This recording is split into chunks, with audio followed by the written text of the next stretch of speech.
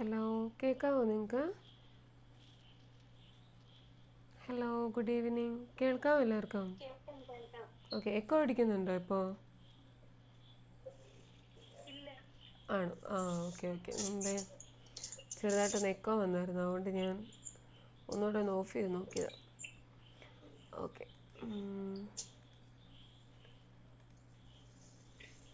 Screen കാണാമോ എല്ലാവർക്കും? Okay okay. അപ്പം അങ്ങനെയാണെങ്കിൽ നമുക്കിന്ന് സോഷ്യലിൻ്റെ ടോപ്പിക്ക് നോക്കാം. അതായത് നമ്മുടെ 7ാം ക്ലാസ്സിലെ 3ാമത്തെ പാഠം ഇത്, ഭരണഘടന വഴിയും വഴികാട്ടിയും.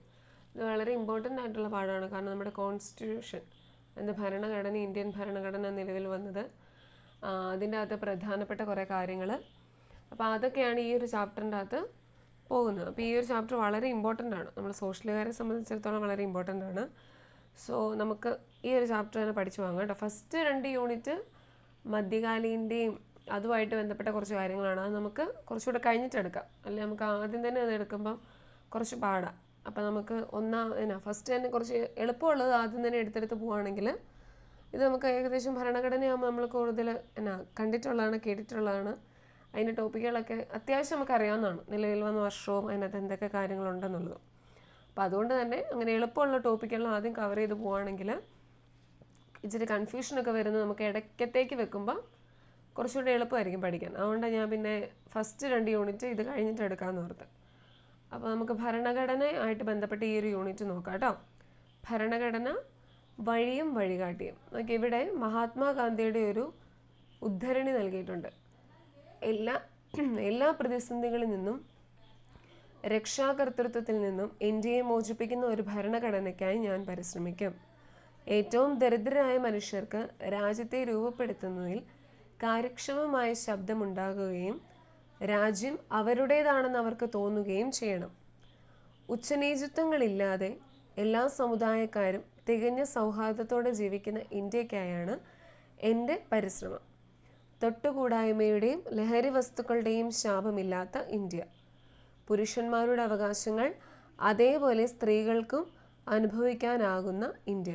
അതായത് മഹാത്മാഗാന്ധി ഭരണഘടനാ നിർമ്മാണത്തെക്കുറിച്ച്, അതായത് നമ്മുടെ ഇന്ത്യയിലെ എല്ലാ പ്രതിസന്ധികളിൽ നിന്നും ഇന്ത്യയെ മോചിപ്പിക്കുന്ന ഒരു ഭരണഘടനയ്ക്കായി ഞാൻ പരിശ്രമിക്കും. അപ്പോൾ അതുമായിട്ട് ഭരണഘടനയായിട്ട് ബന്ധപ്പെട്ട ഒരു ഉദ്ധരണിയാണ് മഹാത്മാഗാന്ധിയുടെ ഇവിടെ തന്നിരിക്കുന്നത്. അതും യങ് ഇന്ത്യയിലെ, അതായത് 1931 യങ് ഇന്ത്യയിൽ അദ്ദേഹം പറഞ്ഞ ഒരു ഉദ്ധരണിയാണിത്. ഈ യങ് ഇന്ത്യ എന്ന് പറയുന്നത് നമ്മുടെ മഹാത്മാഗാന്ധിയുടെ ഒരു ജേണലാണ് ഈ യങ് ഇന്ത്യ എന്ന് പറയുന്നത്. അത് അദ്ദേഹത്തിൻ്റെ കുറേ ജേണലുകളുണ്ട്, അതിൽ പ്രധാനപ്പെട്ടതാണ് യങ് ഇന്ത്യ. പിന്നെ നമ്മുടെ ന്യൂ ഇന്ത്യ എന്ന് പറയുന്ന ഒരു ജേണലുണ്ട്. യങ് ഇന്ത്യ എന്ന് പറയുന്ന ന്യൂസ് പേപ്പറാണ് കേട്ടോ. യങ് ഇന്ത്യ എന്ന് പറയുന്ന ന്യൂസ് പേപ്പറിൽ അല്ലെങ്കിൽ ജേണൽ നമ്മൾ പറയും. പിന്നെ ന്യൂ ഇന്ത്യ ഉണ്ട് മഹാത്മാഗാന്ധിയുടെ. പിന്നെ കേസരി,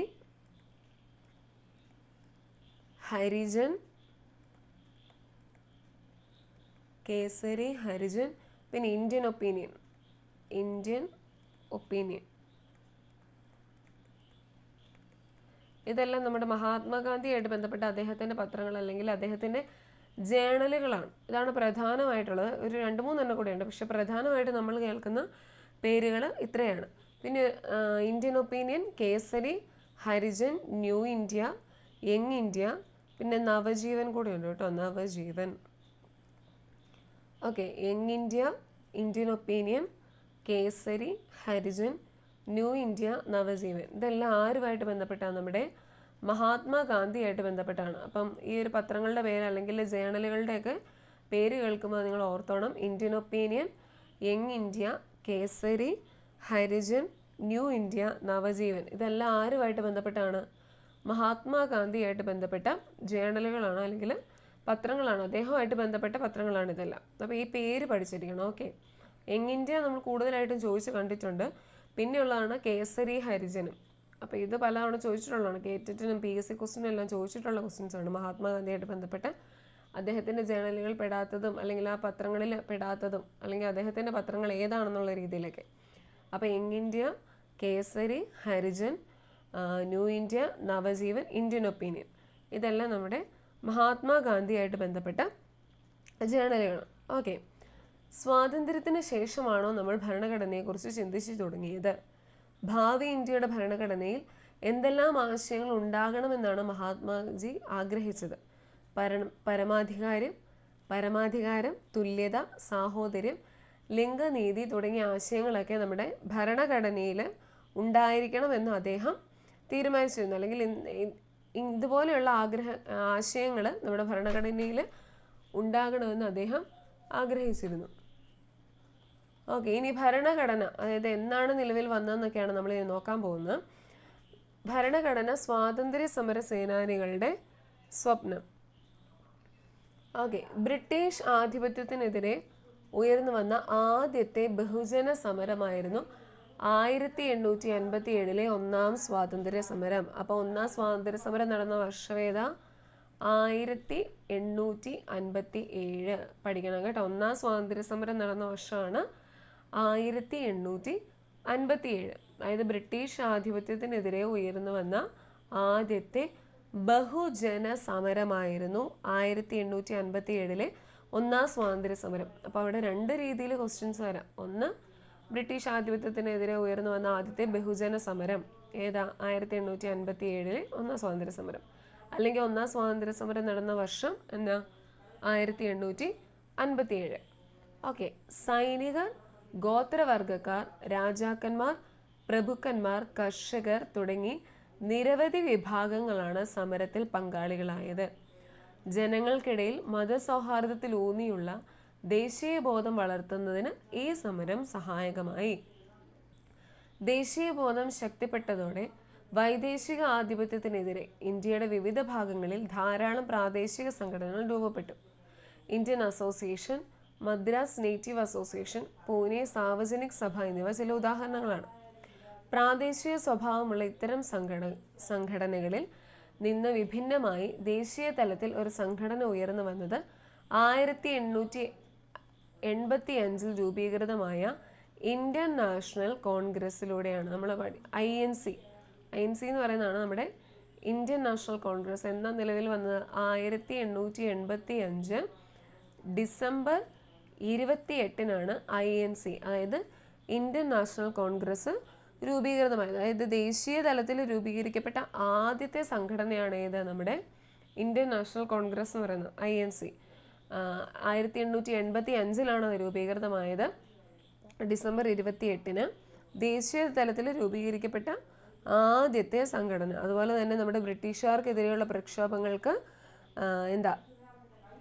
സംഘടിക്കാൻ, അതായത് ബ്രിട്ടീഷുകാർക്കെതിരെ നമ്മൾ ഈ ഒന്നാം സ്വാതന്ത്ര്യ സമരം നടത്തിയതുപോലെ അതിന് കൂടെയായിട്ട്, അതായത് അതിനെ സഹായിക്കാൻ എന്ന രീതിയിൽ രൂപീകൃതമായതാണ് നമ്മുടെ ഇന്ത്യൻ നാഷണൽ കോൺഗ്രസ്. അതായത് പ്രാദേശിക സ്വഭാവമുള്ള ഇത്തരം സംഘടനകളിൽ നിന്ന് വിഭിന്നമായ ദേശീയ തലത്തിൽ ഒരു സംഘടന ഉയർന്നു വന്നു. അതോടെ ദേശീയ തലത്തിൽ ബ്രിട്ടീഷ് വിരുദ്ധ പ്രക്ഷോഭങ്ങൾക്ക് ഒരു സംഘടിതമാനം കൈവന്നു. ഇന്ത്യയിലെ വിവിധ ജനവിഭാഗങ്ങളുടെ പ്രശ്നങ്ങൾ അധികാരികളുടെ ശ്രദ്ധയിൽപ്പെടുത്തുക, ജാതി മത പ്രാദേശിക ചിന്തകൾക്ക് അതീതമായി ജനങ്ങൾക്കിടയിൽ ദേശീയബോധം വളർത്തുക തുടങ്ങിയവയായിരുന്നു ഈ പ്രസ്ഥാനത്തിൻ്റെ പ്രധാന ലക്ഷ്യങ്ങൾ. അപ്പോൾ ഇന്ത്യൻ നാഷണൽ കോൺഗ്രസിൻ്റെ പ്രധാന ലക്ഷ്യങ്ങൾ എന്ന് പറയുന്നത് ഏതൊക്കെയാണ്? ഇന്ത്യയിലെ വിവിധ ജനവിഭാഗങ്ങളുടെ പ്രശ്നങ്ങൾ അധികാരികളുടെ ശ്രദ്ധയിൽപ്പെടുത്തുക, ജാതി മത പ്രാദേശിക ചിന്തകൾക്ക് അതീതമായി ജനങ്ങൾക്കിടയിൽ ദേശീയ ബോധം വളർത്തുക തുടങ്ങിയവയായിരുന്നു ഈ പ്രസ്ഥാനത്തിൻ്റെ പ്രധാന ലക്ഷ്യങ്ങൾ. സിസ്റ്റർ ടിസ ഉണ്ടോ ക്ലാസ്സിൽ?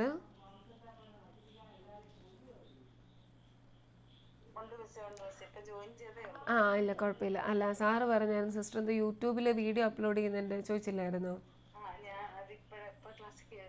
ഇല്ല, അല്ലല്ല, കുഴപ്പമില്ല. അല്ല, ക്ലാസ് കഴിയുമ്പം കുറച്ച് നേരം ഇരിക്കുവാണെങ്കിൽ സാറ് കാണിച്ചു തരാമെന്ന് പറഞ്ഞിട്ടുണ്ടേ. 2 മിനിറ്റ് ഇരിക്കുവാണ്. ഓക്കെ, ഇനി ബാക്കി ആർക്കെങ്കിലും യൂട്യൂബിൽ വീഡിയോ ഇടുന്നത് എങ്ങനെയാണെന്ന് കാണണമെന്നുണ്ടെങ്കിൽ ക്ലാസ്സിൽ ഇരുന്നാൽ മതി കേട്ടോ. ഇത് കഴിയുമ്പോൾ സാർ അത് പറഞ്ഞു തരാമെന്ന് പറഞ്ഞിട്ടുണ്ട് കേട്ടോ. സിസ്റ്റർ അത് ചോദിച്ചായിരുന്നു, അതുകൊണ്ട് പറഞ്ഞാണ്. ക്ലാസ് കഴിയുമ്പോൾ 2 മിനിറ്റ് സാറ് പറഞ്ഞു തരാമെന്ന് പറഞ്ഞിട്ടുണ്ട് കേട്ടോ. ഓക്കെ, അങ്ങനെയാണെങ്കിൽ ഒന്നാം സ്വാതന്ത്ര്യ സമരം നടന്ന വർഷം ഏതാ? 1857 ഒന്നാം സ്വാതന്ത്ര്യ സമരം നടന്നത്. അത് ബ്രിട്ടീഷ് ആധിപത്യത്തിനെതിരെ ഉയർന്നു വന്ന ആദ്യത്തെ ബഹുജന സമരമായിരുന്നു. സൈനികർ, ഗോത്രവർഗക്കാർ, രാജാക്കന്മാർ, പ്രഭുക്കന്മാർ, കർഷകർ തുടങ്ങി നിരവധി വിഭാഗങ്ങളാണ് സമരത്തിൽ പങ്കാളികളായത്. ജനങ്ങൾക്കിടയിൽ മതസൗഹാർദ്ദത്തിലൂന്നിയുള്ള ദേശീയ ബോധം വളർത്തുന്നതിന് ഈ സമരം സഹായകമായി. ഇനി INC എന്ന രൂപീകൃതമായത് ഇന്ത്യൻ നാഷണൽ കോൺഗ്രസ് 1885 ഡിസംബർ 28-നാണ് നമ്മുടെ INC രൂപീകൃതമായത്. INC രൂപീകൃതമായതോടെ എന്താ, ദേശീയ തലത്തിൽ ബ്രിട്ടീഷ് വിരുദ്ധ പ്രക്ഷോഭങ്ങൾക്ക് ഒരു സംഘടിതമാനം കൈവന്നു. ഇന്ത്യയിലെ വിവിധ ജനവിഭാഗങ്ങളുടെ പ്രശ്നങ്ങൾ അധികാരികൾ ശ്രദ്ധയിൽപ്പെടുത്തുക, ജാതി മത പ്രാദേശിക ചിന്തകൾക്ക് അതീതമായി ജനങ്ങൾക്കിടയിൽ ദേശീയ ബോധം വളർത്തുക തുടങ്ങിയവയായിരുന്നു ഈ പ്രസ്ഥാനത്തിൻ്റെ പ്രധാന ലക്ഷ്യങ്ങൾ. നമുക്ക് ഈ INC ആയിട്ട് പഠിക്കാൻ കുറേ ടോപ്പിക്കുകളുണ്ട്. പക്ഷേ ഇവിടെ നമ്മുടെ ഈ UP വരെയുള്ള സെക്ഷനിൽ അധികമൊന്നുമില്ല. ജസ്റ്റ് ആ തുടങ്ങിയ വർഷവും അങ്ങനത്തെ കാര്യങ്ങളൊക്കെ നോക്കിയാൽ മതി. നിങ്ങൾക്ക് കൂടുതലായിട്ട് വേണമെങ്കിൽ ഞാനത് ഗ്രൂപ്പിലിട്ട് തരാം കേട്ടോ. കുറേ കാര്യങ്ങളുണ്ട് INC ആയിട്ട് ബന്ധപ്പെട്ട്. അത് തുടക്കം വിട്ടത് ആരൊക്കെ, ഇന്ത്യൻ്റെ സമ്മേളനങ്ങൾ എവിടെയൊക്കെ നടന്നു, ഏതൊക്കെ വർഷമാണ് നടന്നത്, ആരൊക്കെ അതിന് നേതൃത്വം കൊടുത്തു, അങ്ങനെ കുറേ കാര്യങ്ങളുണ്ട്. അപ്പോൾ അതെല്ലാം നമുക്കധികം വേണ്ട. നമുക്ക് ഈ വർഷം ജസ്റ്റ് ഒന്ന് ഓർത്തിരിക്കുക, അതിൻ്റെ ലക്ഷ്യം എന്താണെന്നുള്ളത് ഓർത്തിരിക്കുക കേട്ടോ. ഇന്ത്യയിലെ വിവിധ ജനവിഭാഗങ്ങളുടെ പ്രശ്നങ്ങൾ അധികാരികളുടെ ശ്രദ്ധയിൽപ്പെടുത്തുക, ജാതി മത പ്രാദേശിക ചിന്തകൾക്ക് അതീതമായി ജനങ്ങൾക്കിടയിൽ ദേശീയ ബോധം വളർത്തുക തുടങ്ങിയവയായിരുന്നു ഈ പ്രസ്ഥാനത്തിൻ്റെ പ്രധാന ലക്ഷ്യങ്ങൾ. ഓക്കെ, വിദേശ ഭരണം അവസാനിപ്പിക്കുക എന്നത് മാത്രമല്ല, മെച്ചപ്പെട്ട സാമൂഹ്യ രാഷ്ട്രീയ ജീവിതം ഓരോ ഇന്ത്യക്കാരനും ഉറപ്പാക്കുക എന്നതും സ്വാതന്ത്ര്യ സമര പ്രസ്ഥാനത്തിൻ്റെ പ്രധാന ലക്ഷ്യങ്ങളൊന്നായിരുന്നു. സമരത്തിൻ്റെ ഓരോ ഘട്ടത്തിലും മിത തീവ്ര ദേശീയവാദം ഉൾപ്പെടെ നേതൃത്വത്തിന് വ്യത്യസ്ത കാഴ്ചപ്പാടുകൾ ഉണ്ടായിരുന്നെങ്കിലും ചില അടിസ്ഥാന ആശയങ്ങളും മൂല്യങ്ങളും ഉയർത്തിപ്പിടിച്ചുകൊണ്ടായിരുന്നു ദേശീയ പ്രസ്ഥാനം മുന്നോട്ട് പോയിരുന്നത്. ഗാന്ധിജിയുടെ വരവോടുകൂടിയാണ് സ്വാതന്ത്ര്യ സമര പ്രസ്ഥാനത്തിന് ബഹുജന സ്വഭാവം കൈവന്നത്. ഗാന്ധിജിയുടെ സ്വാധീനം സാമൂഹിക നീതിയിൽ അധിഷ്ഠിതമായ ജനാധിപത്യം എന്ന ആവശ്യം ശക്തമാക്കി. ദേശീയ പ്രസ്ഥാനം മുന്നോട്ട് വെച്ച സ്വാതന്ത്ര്യം, സാമൂഹ്യ നീതിയിൽ അധിഷ്ഠിതമായ സമത്വം, സാഹോദര്യം, മതസൗഹാർദ്ദം എന്നീ ആശയങ്ങളും മൂല്യങ്ങളുമാണ് നമ്മുടെ ഭരണഘടനയുടെ അടിത്തറയാകേണ്ടതെന്ന് നേതാക്കൾ ആഗ്രഹിച്ചു. ഈ കാഴ്ചപ്പാടുകളാണ് നമ്മുടെ ഭരണഘടനാ നിർമ്മാണത്തെ സ്വാധീനിച്ചത്. അപ്പം എന്തുകൊണ്ടാണ് ഭരണഘടന നിർമ്മിച്ചത്, അല്ലെങ്കിൽ ഭരണഘടനാ നിർമ്മാണത്തെ സ്വാധീനിച്ച കാഴ്ചപ്പാടുകൾ എന്തൊക്കെയാണ് നമ്മൾ പറഞ്ഞിരിക്കുന്നത്. ദേശീയ പ്രസ്ഥാനം മുന്നോട്ട് വെച്ച സ്വാതന്ത്ര്യം, സാമൂഹ്യ നീതിയിൽ അധിഷ്ഠിതമായ സമത്വം, സാഹോദര്യം, മതസൗഹാർദ്ദം എന്നീ ആശയങ്ങളും മൂല്യങ്ങളുമാണ് നമ്മുടെ ഭരണഘടനയുടെ അടിത്തറയായി മാറേണ്ടതെന്ന് ഭരണഘടന രൂപീകരണ സമയത്തുണ്ടായിരുന്ന ആൾക്കാർ, അതായത് ഗാന്ധിജിയും അദ്ദേഹത്തോടൊപ്പം ഉണ്ടായ ജവഹർലാൽ നെഹ്റു, അങ്ങനെയുള്ള ആൾക്കാരെല്ലാം കൂടെ ഭരണഘടന നിർമ്മാണ സഭ രൂപീകരിക്കുന്ന സമയത്ത് അതിന് അടിത്തറയായിട്ട് വരേണ്ടത് ഇന്ന കാര്യങ്ങളാണെന്ന് പറഞ്ഞിരുന്നു. അതാണ് സ്വാതന്ത്ര്യം, സമത്വം, സാഹോദര്യം, മതസൗഹാർദ്ദം എന്നീ ആശയങ്ങൾ, അവയുടെ മൂല്യങ്ങൾ.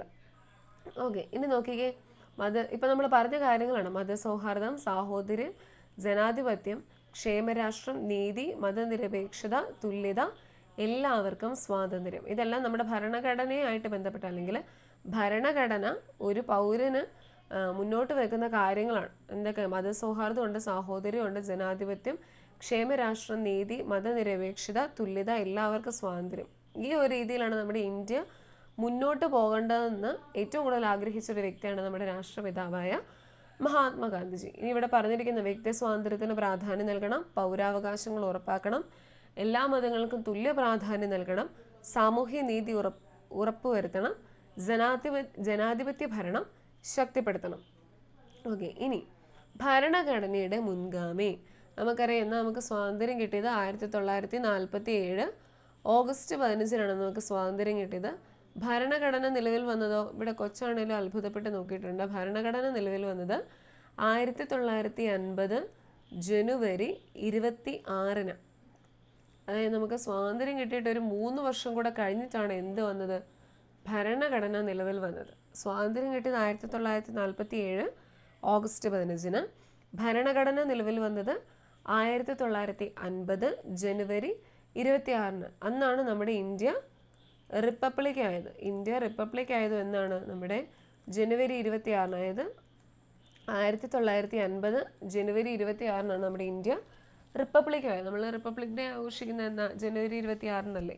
ഓക്കെ, അപ്പോൾ അത് ഓർത്തിരിക്കുക. ഭരണഘടന നിലവിൽ വന്നത് 1950 ജനുവരി 26-ന്. അന്ന് തന്നെയാണ് നമ്മുടെ ഇന്ത്യ റിപ്പബ്ലിക് ആയത്. ഇനി അപ്പോൾ കൊച്ചു ചോദിക്കുന്നുണ്ട്, അപ്പോൾ സ്വാതന്ത്ര്യം നേടി 2 വർഷത്തോളം എന്തായിരുന്നു ഇന്ത്യയുടെ ഭരണഘടനയും നിയമവും? അപ്പം സ്വാതന്ത്ര്യം നേടി ഒരു 2.5 വർഷം ആ ഒരു സമയത്ത് അപ്പോൾ എന്ത് ഭരണഘടനയായിരുന്നു, അല്ലെങ്കിൽ എന്ത് വ്യവസ്ഥയുടെയൊക്കെ അടിസ്ഥാനത്തിലാണ് ഇന്ത്യയിലെ ആളുകൾ മുന്നോട്ട് പോയിക്കൊണ്ടിരുന്നത്, അല്ലെങ്കിൽ എന്ത് സർക്കാർ അല്ലെങ്കിൽ നിയമങ്ങൾ എങ്ങനെയായിരുന്നു എന്നാണ് ചോദിച്ചിരിക്കുന്നത്. നമുക്ക് നോക്കാം. ബ്രിട്ടീഷുകാർ 1935 പാസ്സാക്കിയ ഗവൺമെൻറ് ഓഫ് ഇന്ത്യ ആക്ട് എന്ന നിയമസംഹിതയാണ് റിപ്പബ്ലിക്കായി മാറും വരെ നമ്മുടെ രാജ്യം പിന്തുടർന്നത്. അപ്പം ജനുവരി 26, 1950 ജനുവരി 26 ഇന്ത്യ റിപ്പബ്ലിക് ആകുന്നിടം വരെ, സ്വാതന്ത്ര്യം കിട്ടിയിട്ട് ആ റിപ്പബ്ലിക് ആകുന്നിടം വരെ ഇന്ത്യ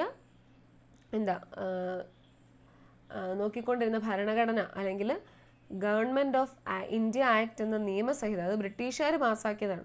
ബ്രിട്ടീഷുകാർ പാസ്സാക്കിയ ഗവൺമെൻറ് ഓഫ് ഇന്ത്യ ആക്ട് നിയമസംഹിതയാണ് നമ്മുടെ രാജ്യം പിന്തുടർന്നുകൊണ്ടിരുന്നത്. അത് ഏത് വർഷം? 1935 ഈ ഗവൺമെൻറ് ഓഫ് ഇന്ത്യ പാസ്സാക്കിയത്. ആ വർഷം ഓർത്തിരിക്കണം.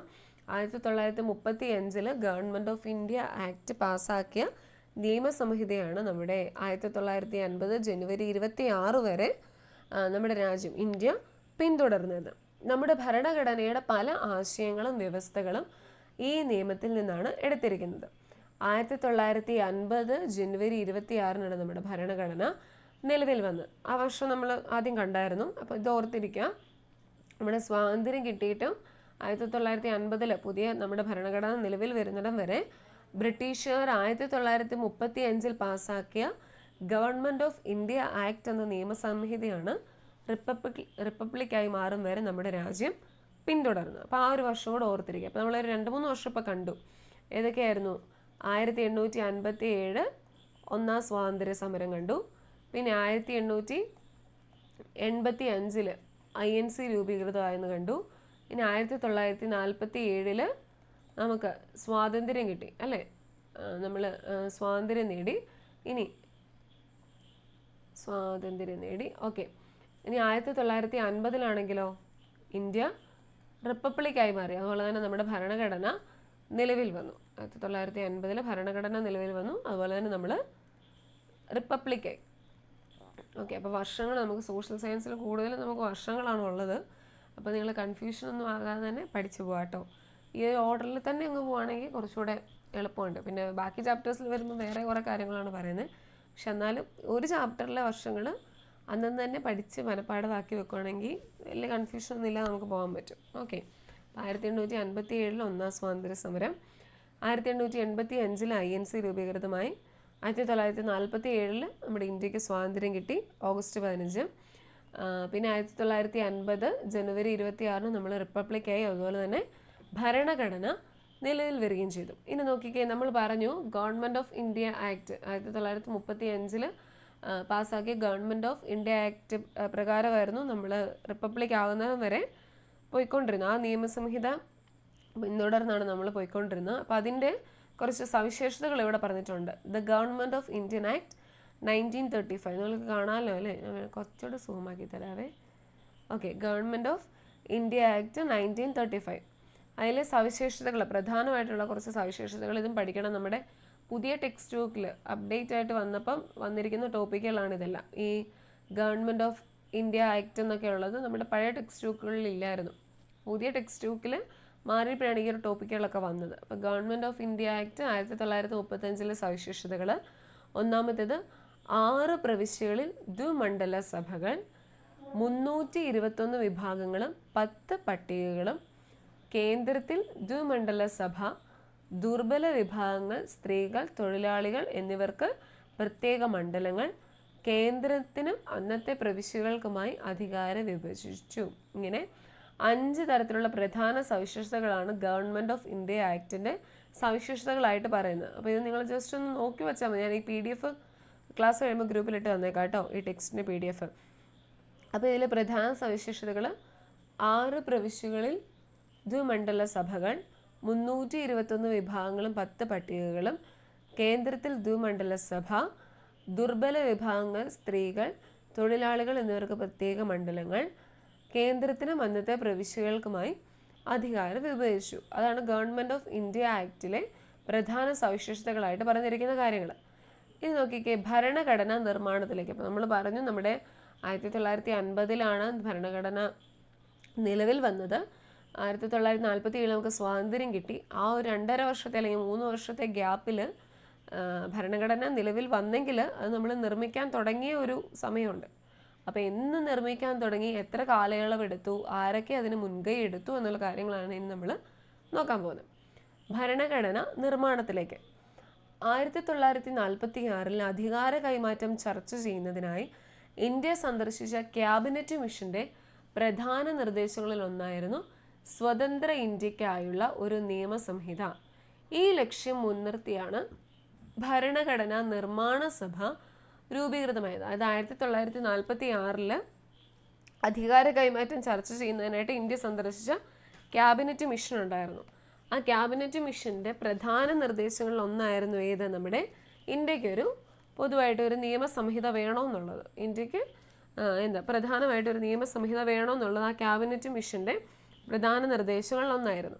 അപ്പോൾ ഈ ഒരു ലക്ഷ്യം മുൻനിർത്തിയിട്ടാണ് നമ്മുടെ ഭരണഘടനാ നിർമ്മാണ സഭ രൂപീകൃതമായത്. ഓക്കെ, ഇനി നോക്കിക്കേ, ഭരണഘടനാ നിർമ്മാണ സഭയുടെ സവിശേഷതകൾ എന്തൊക്കെയാണ്? വളരെ ഇമ്പോർട്ടൻ്റ് ആയിട്ടുള്ള കാര്യമാണ്. ഈ ഒരു പദസൂര്യൻ വളരെ ഇമ്പോർട്ടൻ്റ് ആണ്, അത് പഠിച്ചിരിക്കണം. ഓക്കെ, ഭരണഘടനാ നിർമ്മാണ സഭ നിർമ്മാണ കാലയളവ് എത്ര നാളെടുത്തു നമ്മുടെ ഭരണഘടന നിർമ്മിക്കാൻ? 2 വർഷവും 11 മാസവും 17 ദിവസവും. വളരെ ഇമ്പോർട്ടൻ്റ് ആണ്, ഇത് പലതവണ ചോദിച്ചിട്ടുള്ളൊരു ക്വസ്റ്റ്യനാണ്. 2 വർഷം 11 മാസം 17 ദിവസം എന്നുള്ളത്. അപ്പോൾ അത് ഓർത്തിരിക്കുക. നമ്മുടെ ഭരണഘടന നിർമ്മാണ കാലയളവെന്ന് പറയുന്നത് 2 വർഷവും 11 മാസവും 17 ദിവസവും. അതായത് 2-1-1-1-7 21,117 എന്നുള്ള രീതിയിൽ വരും. 2 വർഷവും 11 മാസവും 17 ദിവസവും. ഇനി ആദ്യ സമ്മേളനം നടന്നതെന്നാ? അതായത് ഇങ്ങനെയൊരു നമുക്കൊരു നിയമസംഹിത പൊതുവായി വേണം, അത് നിർമ്മിക്കാമെന്നുള്ള ആദ്യ ഒരു സമ്മേളനം നടന്നത് 1946 ഡിസംബർ 9. അപ്പോൾ ആദ്യ സമ്മേളനം, അതായത് ഭരണഘടനാ നിർമ്മാണ സഭയുടെ ആദ്യ സമ്മേളനം നടന്നതെന്ന 1946 ഡിസംബർ 9. ഇനി തിരഞ്ഞെടുക്കപ്പെട്ട അധ്യക്ഷൻ ആരാണ്? ഡോക്ടർ രാജേന്ദ്ര പ്രസാദാണ് ഭരണഘടനാ നിർമ്മാണ സഭയുടെ ആദ്യത്തെ അധ്യക്ഷനായത്. തിരഞ്ഞെടുക്കപ്പെട്ട അധ്യക്ഷൻ എന്ന് പറയുന്ന ആരാണ്? ഡോക്ടർ രാജേന്ദ്ര പ്രസാദാണ് ഭരണഘടനാ നിർമ്മാണ സഭയിലെ അധ്യക്ഷനായിട്ട് തിരഞ്ഞെടുക്കപ്പെട്ടത്. ഓക്കെ, ഇനി അടുത്തത് ഡ്രാഫ്റ്റിംഗ് കമ്മിറ്റി ചെയർമാൻ. അതായത് ഭരണഘടനാ നിർമ്മാണ സഭയിലെ ഡ്രാഫ്റ്റിംഗ് കമ്മിറ്റി ചെയർമാനാണ് ആര്? നമ്മുടെ doctor B.R. Ambedkar. Doctor B.R. Ambedkar ആരാ? ഭരണഘടനയുടെ ശില്പി എന്നാണ് അദ്ദേഹം അറിയപ്പെടുന്നത്. ഭരണഘടനാ ശില്പി എന്നറിയപ്പെടുന്ന ആരാണ്? Doctor B.R. അംബേദ്കർ. അദ്ദേഹത്തിൻ്റെ ജന്മദിനം നമ്മൾ ആഘോഷിക്കുന്നത് ഭരണഘടനാ ദിനം എന്ന് പറഞ്ഞ് ഏപ്രിൽ 14. അംബേദ്കർ ദിനം എന്ന് പറഞ്ഞ് നമ്മൾ ആഘോഷിക്കുന്നുണ്ടോ? ഏപ്രിൽ 14 കേട്ടോ. ഭരണഘടനാ ശില്പി എന്നറിയപ്പെടുന്ന ആരാണ്? നമ്മുടെ ഡോക്ടർ B.R. അംബേദ്കർ ആണ് ഭരണഘടനാ ശില്പി എന്നറിയപ്പെടുന്നത്. അദ്ദേഹത്തിൻ്റെ ജന്മദിനം അല്ലെങ്കിൽ അംബേദ്കർ ദിനം എന്നാണ് ഏപ്രിൽ 14 അംബേദ്കർ ദിനം ആയിട്ട് ആഘോഷിക്കുന്നത്. ഓക്കെ, അപ്പോൾ അത് ഈ കൂടെ തന്നെ നിങ്ങൾ എഴുതി പോകണം കേട്ടോ. ഡ്രാഫ്റ്റിംഗ് കമ്മിറ്റി ചെയർമാൻ ആയിരുന്നു നമ്മുടെ ഡോക്ടർ B.R. അംബേദ്കർ. ഭരണഘടനാ നിർമ്മാണത്തിന് അദ്ദേഹം അറിയപ്പെടുന്ന ഭരണഘടനാ ശില്പി എന്നാണ്. ഏപ്രിൽ 14 ഇത് അദ്ദേഹത്തിൻ്റെ ജന്മദിനം, അതായത് അംബേദ്കർ ദിനമായിട്ട് നമ്മൾ ആഘോഷിക്കുന്നത്. അപ്പോൾ ഈ ഭരണഘടനാ നിർമ്മാണ സഭയിലെ അധ്യക്ഷനായിട്ട് തിരഞ്ഞെടുക്കപ്പെട്ടത് ആരായിരുന്നു? നമ്മുടെ ഡോക്ടർ രാജേന്ദ്ര പ്രസാദ്. ഇനി നിലവിൽ വന്നു ഭരണഘടന അംഗീകരിച്ചത് ഒപ്പുവെച്ചതെന്ന 1949 നവംബർ 26. നിലവിൽ വന്നത് 1950 ജനുവരി 26 ഇന്ത്യ റിപ്പബ്ലിക്കായി. നോക്കിക്കേ എന്തൊക്കെ കാര്യങ്ങൾ ഇവിടെ ഉണ്ടെന്ന്. നമ്മുടെ ഭരണഘടനാ നിർമ്മാണ സഭ അത് നിർമ്മിച്ച കാലയളവ് ആദ്യം പറഞ്ഞു. എത്ര വർഷം? 2 വർഷവും 11 മാസവും 17 ദിവസവും എടുത്തു. അത് നിർമ്മിക്കാനുള്ള ആദ്യ സമ്മേളനം രൂപീകരിച്ചത് 1946 ഡിസംബർ 9. 1947 നമുക്ക് സ്വാതന്ത്ര്യം കിട്ടി. അതിൽ ഒരു ഡ്രാഫ്റ്റിംഗ് കമ്മിറ്റി അവർ രൂപീകരിച്ചു. അതിൻ്റെ ചെയർമാൻ ഡോക്ടർ B.R. അംബേദ്കർ ആയിരുന്നു. അധ്യക്ഷൻ ഡോക്ടർ രാജേന്ദ്ര പ്രസാദ് ആയിരുന്നു. ഇനി ഭരണഘടന ഇത് 2 വർഷവും 11 മാസവും 17 ദിവസവും ഒക്കെ എടുത്ത് ഏകദേശം അതിൻ്റെ നിർമ്മാണമൊക്കെ പൂർത്തീകരിച്ച് ഭരണഘടന അംഗീകരിച്ച് ഒപ്പുവെച്ചത് 1949 നവംബർ 26. നിലവിൽ വന്നതെന്താ? 1950 ജനുവരി 26. നമ്മുടെ ഇന്ത്യ റിപ്പബ്ലിക്കായി. അന്നാണ് ഭരണഘടന നിലവിൽ വന്നത്. അപ്പോൾ ഈ ഒരു 6 ഈ പദസൂര്യനിലെ 6 സർക്കിൾസ് അത് പഠിക്കണം. വളരെ ഇമ്പോർട്ടൻ്റ് ആയിട്ടുള്ള കാര്യം കേട്ടോ, ഭരണഘടന നിർമ്മാണ സഭ സവിശേഷതകൾ എന്നുള്ളത്. ഓക്കെ, ഇനി അടുത്തത് കുറ്റമറ്റ ഭരണഘടനയ്ക്കായി ലോകത്തിലെ ഏറ്റവും മികച്ച ഒന്നാകണം നമ്മുടെ ഭരണഘടന എന്ന ആഗ്രഹം അത് എഴുതി തയ്യാറാക്കാൻ നിയോഗിക്കപ്പെട്ട ഭരണഘടനാ നിർമ്മാണ സഭയ്ക്കുണ്ടായിരുന്നു. നമ്മുടെ ഭരണഘടനയുടെ മുഖ്യ ശില്പിയായ ഡോക്ടർ BR അംബേദ്കർ 60ഓളം രാജ്യങ്ങളിലെ ഭരണഘടനകൾ വിശദ പഠനത്തിന് വിധേയമാക്കുകയുണ്ടായി. മറ്റ് രാജ്യങ്ങളിൽ രൂപപ്പെട്ട ഭരണഘടനകളുടെ നല്ല വശങ്ങൾ നമ്മുടെ ഭരണഘടനയിലേക്ക് സ്വീകരിക്കുകയായിരുന്നു അദ്ദേഹത്തിൻ്റെ ഉദ്ദേശം. ഇന്ത്യക്കുള്ള വൈവിധ്യം, ചരിത്ര പാരമ്പര്യം, സംസ്കാരം തുടങ്ങിയ കാര്യങ്ങൾ കൂടി പരിഗണിച്ചാണ് വിദേശ ഭരണഘടനകളിലെ ആശയങ്ങൾ നാം സ്വീകരിച്ചിരിക്കുന്നത്. ഏറ്റവും വലിയ ഭരണഘടന അല്ലെങ്കിൽ എഴുതപ്പെട്ട ഭരണഘടനകളിലെ ഏറ്റവും വലിയ ഭരണഘടന ഏതാണ്? നമ്മുടെ ഇന്ത്യയുടേതാട്ടോ. ഇന്ത്യയുടെ ഭരണഘടനയാണ് ഏറ്റവും വലിയ ഭരണഘടന. അതായത് എഴുതപ്പെട്ട ഭരണഘടനകളിൽ ഏറ്റവും വലിയ ഭരണഘടന എന്ന് പറയുന്നത് ഏതാണ്? നമ്മുടെ ഇന്ത്യയുടെ ഭരണഘടനയാണ് ഏറ്റവും വലുത്. 2 വർഷവും 11 മാസവും 17 ദിവസവും ഒക്കെ എടുത്ത് നിർമ്മിച്ച നമ്മുടെ ഭരണഘടന, ഇന്ത്യയുടെ ഭരണഘടനയാണ് ഏറ്റവും വലിയ ഭരണഘടനയായിട്ട് പറയുന്നത്. അപ്പോൾ ഇവിടെ തന്നെ പറയുന്നുണ്ട്, അദ്ദേഹം പല രാജ്യങ്ങളുടെ ഭരണഘടനയിലെ കുറേ കാര്യങ്ങൾ, അതിലെ നല്ല വശങ്ങളൊക്കെ നോക്കിയിട്ടാണ് നമ്മുടെ ഭരണഘടന നിർമ്മിക്കാൻ തന്നെ തുടങ്ങിയത്. കുറേ രാജ്യങ്ങളുമായിട്ട് ബന്ധപ്പെട്ട് അത് അത്രയും ടോപ്പിക്കുകൾ നമുക്ക് കവർ ചെയ്യേണ്ട കാര്യമില്ല. ഇത് ഏതൊക്കെ രാജ്യങ്ങളിലേതാണ് ഇന്ന കാര്യങ്ങൾ എടുത്തത്, അല്ലെങ്കിൽ മൗലിക അവകാശങ്ങൾ അല്ലെങ്കിൽ മൗലിക കടമകൾ, അതിനുള്ള കാര്യങ്ങൾ ഏതൊക്കെ രാജ്യങ്ങളിലെ നിന്നാണ് നമ്മൾ എടുത്തത്, അങ്ങനത്തെ കുറേ കാര്യങ്ങളുണ്ട്. നമുക്ക് അത്രയും വലിയ ഇത് ടോപ്പിക്ക് വേണ്ട. പിന്നെ ജസ്റ്റ് ഇത്ര ഓർത്തിരുന്നാൽ മതി. പല രാജ്യങ്ങളിൽ നിന്ന് നല്ല വശങ്ങൾ അദ്ദേഹം നമ്മുടെ ഭരണഘടനയിലേക്ക് സ്വീകരിക്കുകയായിരുന്നു അദ്ദേഹത്തിൻ്റെ ഉദ്ദേശം. പല രാജ്യങ്ങളിൽ പോയിട്ട് പഠിച്ചു ഇന്ന രാജ്യങ്ങളുടെ ഭരണഘടനകളൊക്കെ എങ്ങനെയാണ് എന്നൊക്കെ നോക്കിയിട്ടാണ് അദ്ദേഹം നമ്മുടെ ഭരണഘടന ഇങ്ങനെ ആയിരിക്കണം എന്നുള്ള അവരുടെ ആ കമ്മിറ്റി കൂടി രൂപീകരിച്ച്. അതായത് എഴുതപ്പെട്ട ഭരണഘടനകൾ ഇന്ത്യയിലുണ്ട്, അമേരിക്കൻ ഐക്യനാടുകളിലുണ്ട്, ഓസ്ട്രേലിയയുണ്ട്, ബ്രസീലുണ്ട്, ദക്ഷിണാഫ്രിക്കയുണ്ട്. പിന്നെ എഴുതപ്പെടാത്തതിൽ ബ്രിട്ടൻ, ഇസ്രായേൽ, ഫ്രാൻസ്, ന്യൂസിലൻഡ് എന്നൊക്കെ പറഞ്ഞ് കുറേ കാര്യങ്ങളുണ്ട്. അവിടെ ഈ ഭരണഘടനാ നിർമ്മാണ സഭയിലെ അംഗങ്ങൾ, പിന്നെ നമ്മൾ ക്യാബിനറ്റ് മിഷൻ്റെ കാര്യം പറഞ്ഞില്ലേ, ക്യാബിനറ്റ് മിഷന് അതിൽ എത്ര അംഗങ്ങളുണ്ടായിരുന്നു, ആരൊക്കെ അതിൽ തിരഞ്ഞെടുക്കപ്പെട്ടു, അങ്ങനെയുള്ള കുറേ കാര്യങ്ങളൊക്കെ ഉണ്ട്. നമുക്ക് അത്രയും ടോപ്പിക്ക് നിങ്ങൾക്ക് വേണമെങ്കിൽ ഞാനത് ഗ്രൂപ്പിലേക്ക് ഇട്ട് തരാമെന്നുള്ളത്. പക്ഷെ നമുക്ക് അത്രയും കാര്യങ്ങൾ വേണ്ട നമ്മുടെ കേറ്ററിനെ സംബന്ധിച്ച്. PSCക്കൊക്കെ ആണെങ്കിൽ പിന്നെയും ചോദിക്കും കുറച്ചുകൂടെ കാര്യങ്ങൾ, ഈ ഭരണഘടനയായിട്ട് ബന്ധപ്പെട്ട നമ്മുടെ ക്യാബിനറ്റ് കമ്മീഷന്, പിന്നെ ഈ മേജർ കമ്മിറ്റി, അതിലെ ആൾക്കാർ ആരൊക്കെ, എത്ര പേരുണ്ടായിരുന്നു, അങ്ങനത്തെ കുറേ കാര്യങ്ങൾ. ഞാനിത് കഴിയുമ്പോൾ ആ ഒരു ടോപ്പിക്കോട് ഗ്രൂപ്പിലിട്ട് തരാം കേട്ടോ. എന്ന് പറഞ്ഞാൽ നിങ്ങൾ ഇതെല്ലാം കൂടെ പഠിച്ച് ഭയങ്കര പാടാണല്ലോ എന്നൊന്നും ഓർക്കല്ലോ കേട്ടോ. ഈ ഒരു ടെക്സ്റ്റ് നിങ്ങൾ ഏതായാലും നന്നായിട്ട് വായിക്കണം. നമ്മുടെ സ്കൂൾ ടെക്സ്റ്റ് നന്നായിട്ട് തന്നെ വായിക്കണം. അതാണ് നമുക്ക് ഏറ്റവും ഇമ്പോർട്ടൻ്റ് ആയിട്ടുള്ള കുറേ കാര്യം. ഓക്കെ, ഇനി അടുത്ത് നോക്കി, സവിശേഷതകൾ ഒട്ടേറെ. നമ്മുടെ ഭരണഘടനയ്ക്ക് ഒത്തിരിയേറെ സവിശേഷതകളുണ്ട്. നമ്മൾ ഗവൺമെൻറ് ഓഫ് ഇന്ത്യയുടെ നമ്മുടെ 1935 പാസ്സാക്കിയ ആ ഒരു നിയമസംഹിതയുടെ 5 സവിശേഷതകളുണ്ടല്ലേ, അതുപോലെ നമ്മുടെ ഭരണഘടനയ്ക്കും കുറേ സവിശേഷതകളുണ്ട്. ലോകത്തിലെ ഏറ്റവും വലിയ എഴുതപ്പെട്ട ഭരണഘടനയാണ് ഇന്ത്യയുടേത്. 1950 ജനുവരി 26 നിലവിൽ വന്ന നമ്മുടെ ഭരണഘടനയിൽ 22 ഭാഗങ്ങളും 395 അനുച്ഛേദങ്ങളും 8 പട്ടികകളും ഉണ്ടായിരുന്നു. അതായത് 22 ഭാഗങ്ങളും 395 അനുച്ഛേദങ്ങളും 8 പട്ടികകളും ഉണ്ടായിരുന്നു. എന്തൊക്കെയാണ് ഇനി നമ്മുടെ ഭരണഘടനയുടെ സവിശേഷതകൾ എന്ന് നോക്കാൻ പോകുന്നത്? പാർലമെൻ്ററി ജനാധിപത്യ ഭരണം. രാജ്യത്തെ ഭരണാധികാരികളെ നിയമനിർമ്മാണ സഭകളാണ് നിയന്ത്രിക്കുന്നത്. അതാണ് പാർലമെൻ്ററി ജനാധിപത്യ ഭരണം എന്ന് പറയുന്നത്. ഇനി ജനങ്ങളുടെ പരമാധികാരം. രാഷ്ട്രത്തിൻ്റെ എല്ലാ അധികാരികളും ഉദ്ഭവിക്കുന്നത് എവിടെ നിന്നാണ്? ജനങ്ങളിൽ നിന്നാണ് അല്ലേ.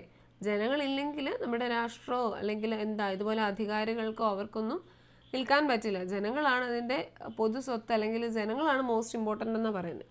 ഇനി മൗലിക അവകാശങ്ങൾ. ഓരോ വ്യക്തിക്കും രാഷ്ട്രം ഉറപ്പുവരുത്തേണ്ട ചില അടിസ്ഥാന അവകാശങ്ങളുണ്ട്. അതാണ് മൗലിക അവകാശങ്ങൾ എന്ന് പറയുന്നത്.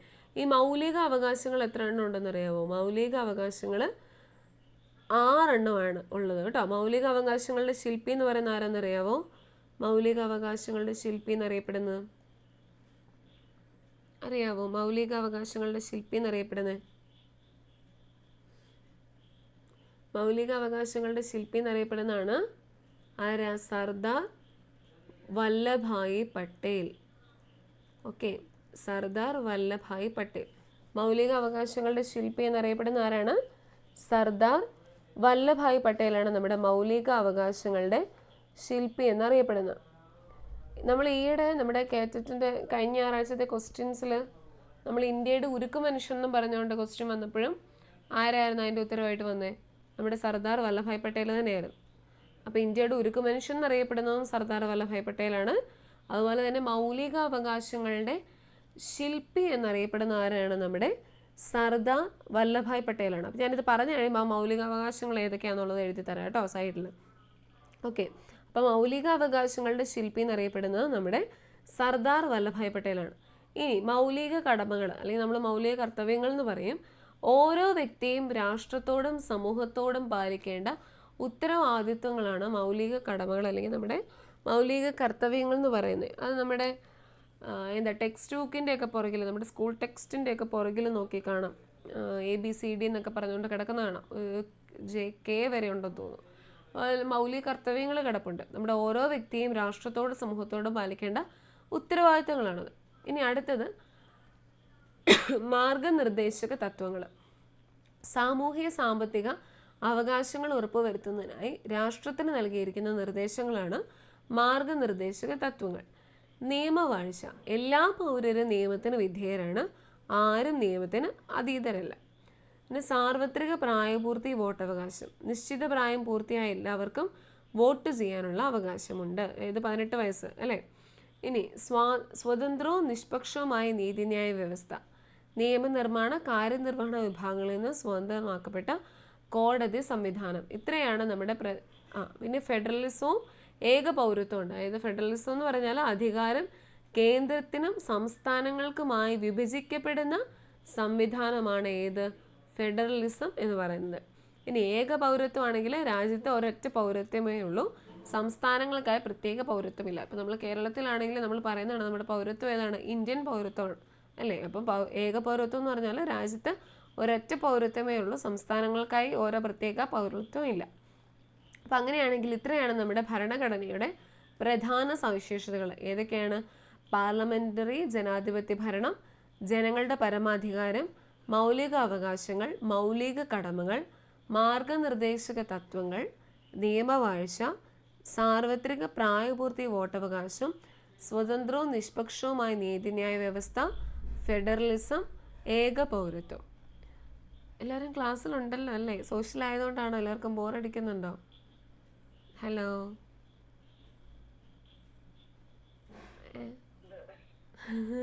ഉണ്ടോ? ബോറടിക്കുന്നുണ്ടോ?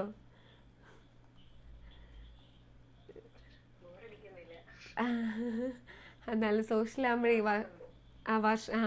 വർഷവും ഇങ്ങനത്തെ കുറേ സ്റ്റേറ്റ്മെൻറ്റ് ടൈപ്പ് ആയതുകൊണ്ട് തന്നെ സോഷ്യൽ ആർക്കും വലിയ താല്പര്യമില്ലാത്ത സാധനമാണ്. പിന്നെ കുറേ പേർക്ക് ഹിസ്റ്ററി താല്പര്യമുള്ളവരുണ്ട് കേട്ടോ. എന്നാലും പെട്ടെന്ന് കേൾക്കുമ്പോൾ ഈ സ്റ്റേറ്റ്മെൻറ്റും കുറേ വർഷങ്ങളും കുറേ ചരിത്രങ്ങളും ഒക്കെ ആകുമ്പോഴത്തേനും ഇച്ചിരി ബോറടിക്കാനുള്ള ചാൻസ് ഉണ്ട്. പിന്നെ മാത്സ് സൈക്കോളജിയൊക്കെയാണ് നമുക്ക് കുറച്ച് ഉത്തരം പറയാൻ നമുക്കറിയാവുന്ന കുറേ കാര്യങ്ങളും ഉണ്ടല്ലോ. ഇതിൽ കുറേ കാര്യങ്ങളൊക്കെ നമുക്ക് കൺഫ്യൂഷൻ വരുന്നൊക്കെ ആയതുകൊണ്ട് ക്ലാസ്സിലിരിക്കും. പിന്നെ നിങ്ങൾ ഉറങ്ങിപ്പോയാലെന്ന് ഓർത്താൽ ഞാൻ ഇടയ്ക്ക് ചോദിച്ചേ. ഓക്കെ, ഇല്ല, എല്ലാവരും നല്ല ഇതായിട്ടിരിപ്പുണ്ട്, അപ്പോൾ ഒരു കുഴപ്പമില്ല. അപ്പോൾ ഇതൊക്കെയാണ് നമ്മുടെ ഭരണഘടനയിലെ പ്രധാന സവിശേഷതകൾ. ഇവിടെയാണ് ഇപ്പോൾ മഴ പെയ്യാനും തുടങ്ങിയിട്ടുണ്ട്. ഓക്കെ, അപ്പം ഞാൻ പറയുന്നത് മൗലിക അവകാശങ്ങൾ 6 എണ്ണം ഉണ്ടെന്ന് പറഞ്ഞത്. ഞാൻ ഈ സൈഡിൽ എഴുതാവേ. മൗലിക അവകാശങ്ങൾ 6 എണ്ണം ഉണ്ട്. ഒന്നാമത്തേതാണ് സമത്വത്തിനുള്ള അവകാശം. സമത്വത്തിനുള്ള അവകാശം. മൗലിക അവകാശങ്ങൾ 6 എണ്ണമാണ്. ഞാൻ അവകാശം എന്നുള്ളത് എഴുതുന്നില്ല കേട്ടോ. ഒന്നാമത്തെ സമത്വത്തിനുള്ള അത്ര എഴുതുന്നുള്ളേ. ഒന്നാമത്തേത് സമത്വത്തിനുള്ള അവകാശം. നിങ്ങൾക്ക് സ്ക്രീൻ കാണാമല്ലോ അല്ലേ? സൂം ചെയ്യണ്ടല്ലോ, കാണാമല്ലോ, കുഴപ്പമില്ലല്ലോ. സമത്വത്തിനുള്ള ഓക്കെ, സമത്വത്തിനുള്ള അവകാശം. രണ്ടാമത്തേത് സ്വാതന്ത്ര്യത്തിനുള്ള അവകാശം. രണ്ടാമത്തേതാണ് സ്വാതന്ത്ര്യത്തിനുള്ള അവകാശം. ഒന്നാമത്തെ സമത്വത്തിനുള്ള അവകാശം, രണ്ടാമത്തെ സ്വാതന്ത്ര്യത്തിനുള്ള അവകാശം, മൂന്നാമത്തേത് ചൂഷണത്തിനെതിരെയുള്ള അവകാശം. ചൂഷണത്തിനെതിരെയുള്ള അവകാശം. ചൂഷണത്തിനെതിരെയുള്ള അവകാശം. ഇനി നാലാമത്തേതാണെങ്കിൽ മതസ്വാതന്ത്ര്യത്തിനുള്ള അവകാശം. മതസ്വാതന്ത്ര്യത്തിനുള്ള അവകാശം. നാലാമത്തേത് മതസ്വാതന്ത്ര്യത്തിനുള്ള അവകാശം. ഒന്നാമത്തെ സമത്വത്തിനുള്ള അവകാശം, 2 സ്വാതന്ത്ര്യത്തിനുള്ള അവകാശം, 3 ചൂഷണത്തിനെതിരെയുള്ള അവകാശം, 4 മതസ്വാതന്ത്ര്യത്തിനുള്ള അവകാശം. ഇനി അഞ്ചാമത്തേത് സാംസ്കാരികവും വിദ്യാഭ്യാസപരവുമായ അവകാശം. സാംസ്കാരികവും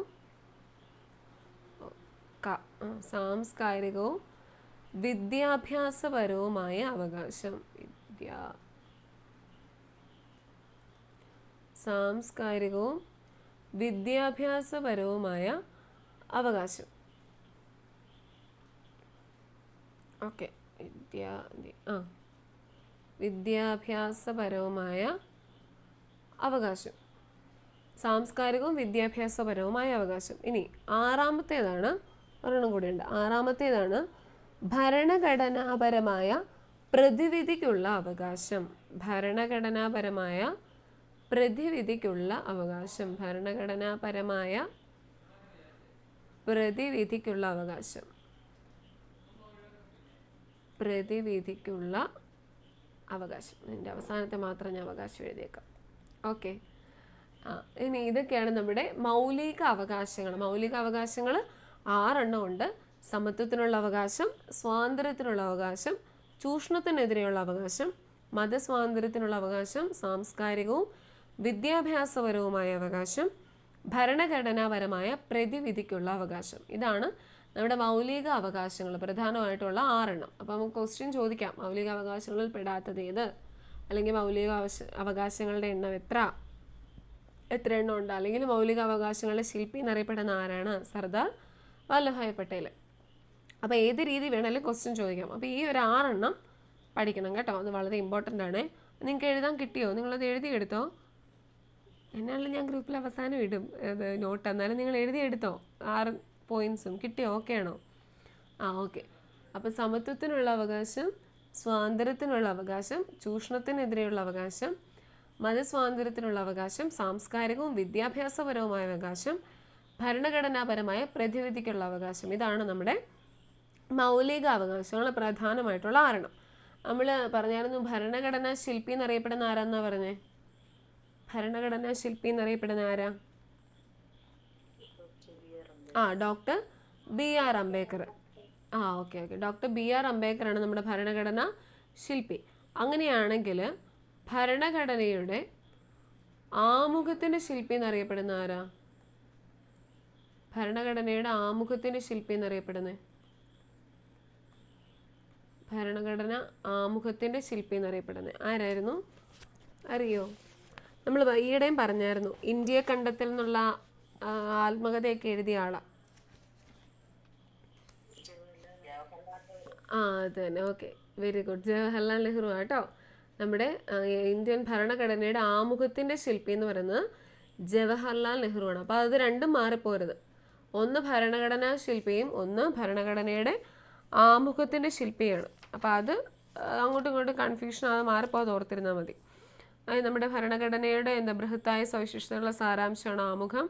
പിന്നെ അതിൽ കുറേ ആദർശങ്ങളും മൂല്യങ്ങളും അല്ലെങ്കിൽ എന്തൊക്കെ കാര്യങ്ങളും നമ്മുടെ ഭരണഘടനയിലുള്ള ആർട്ടിക്കിൾസ് അതിനെപ്പറ്റി എല്ലാം പറയുന്ന ആമുഖത്തിലുണ്ട്. അതിൽ പ്രധാനപ്പെട്ട് പറയുന്ന കുറേ ലക്ഷ്യങ്ങളുണ്ട് നമ്മുടെ ആമുഖമായിട്ട് ബന്ധപ്പെട്ട്. അത് ഞാൻ ഗ്രൂപ്പിലേക്ക് ഇട്ട് തരാവേ. നമ്മുടെ ഈ ഒരു ടെക്സ്റ്റിൽ അതിനെപ്പറ്റി പറയുന്നില്ല.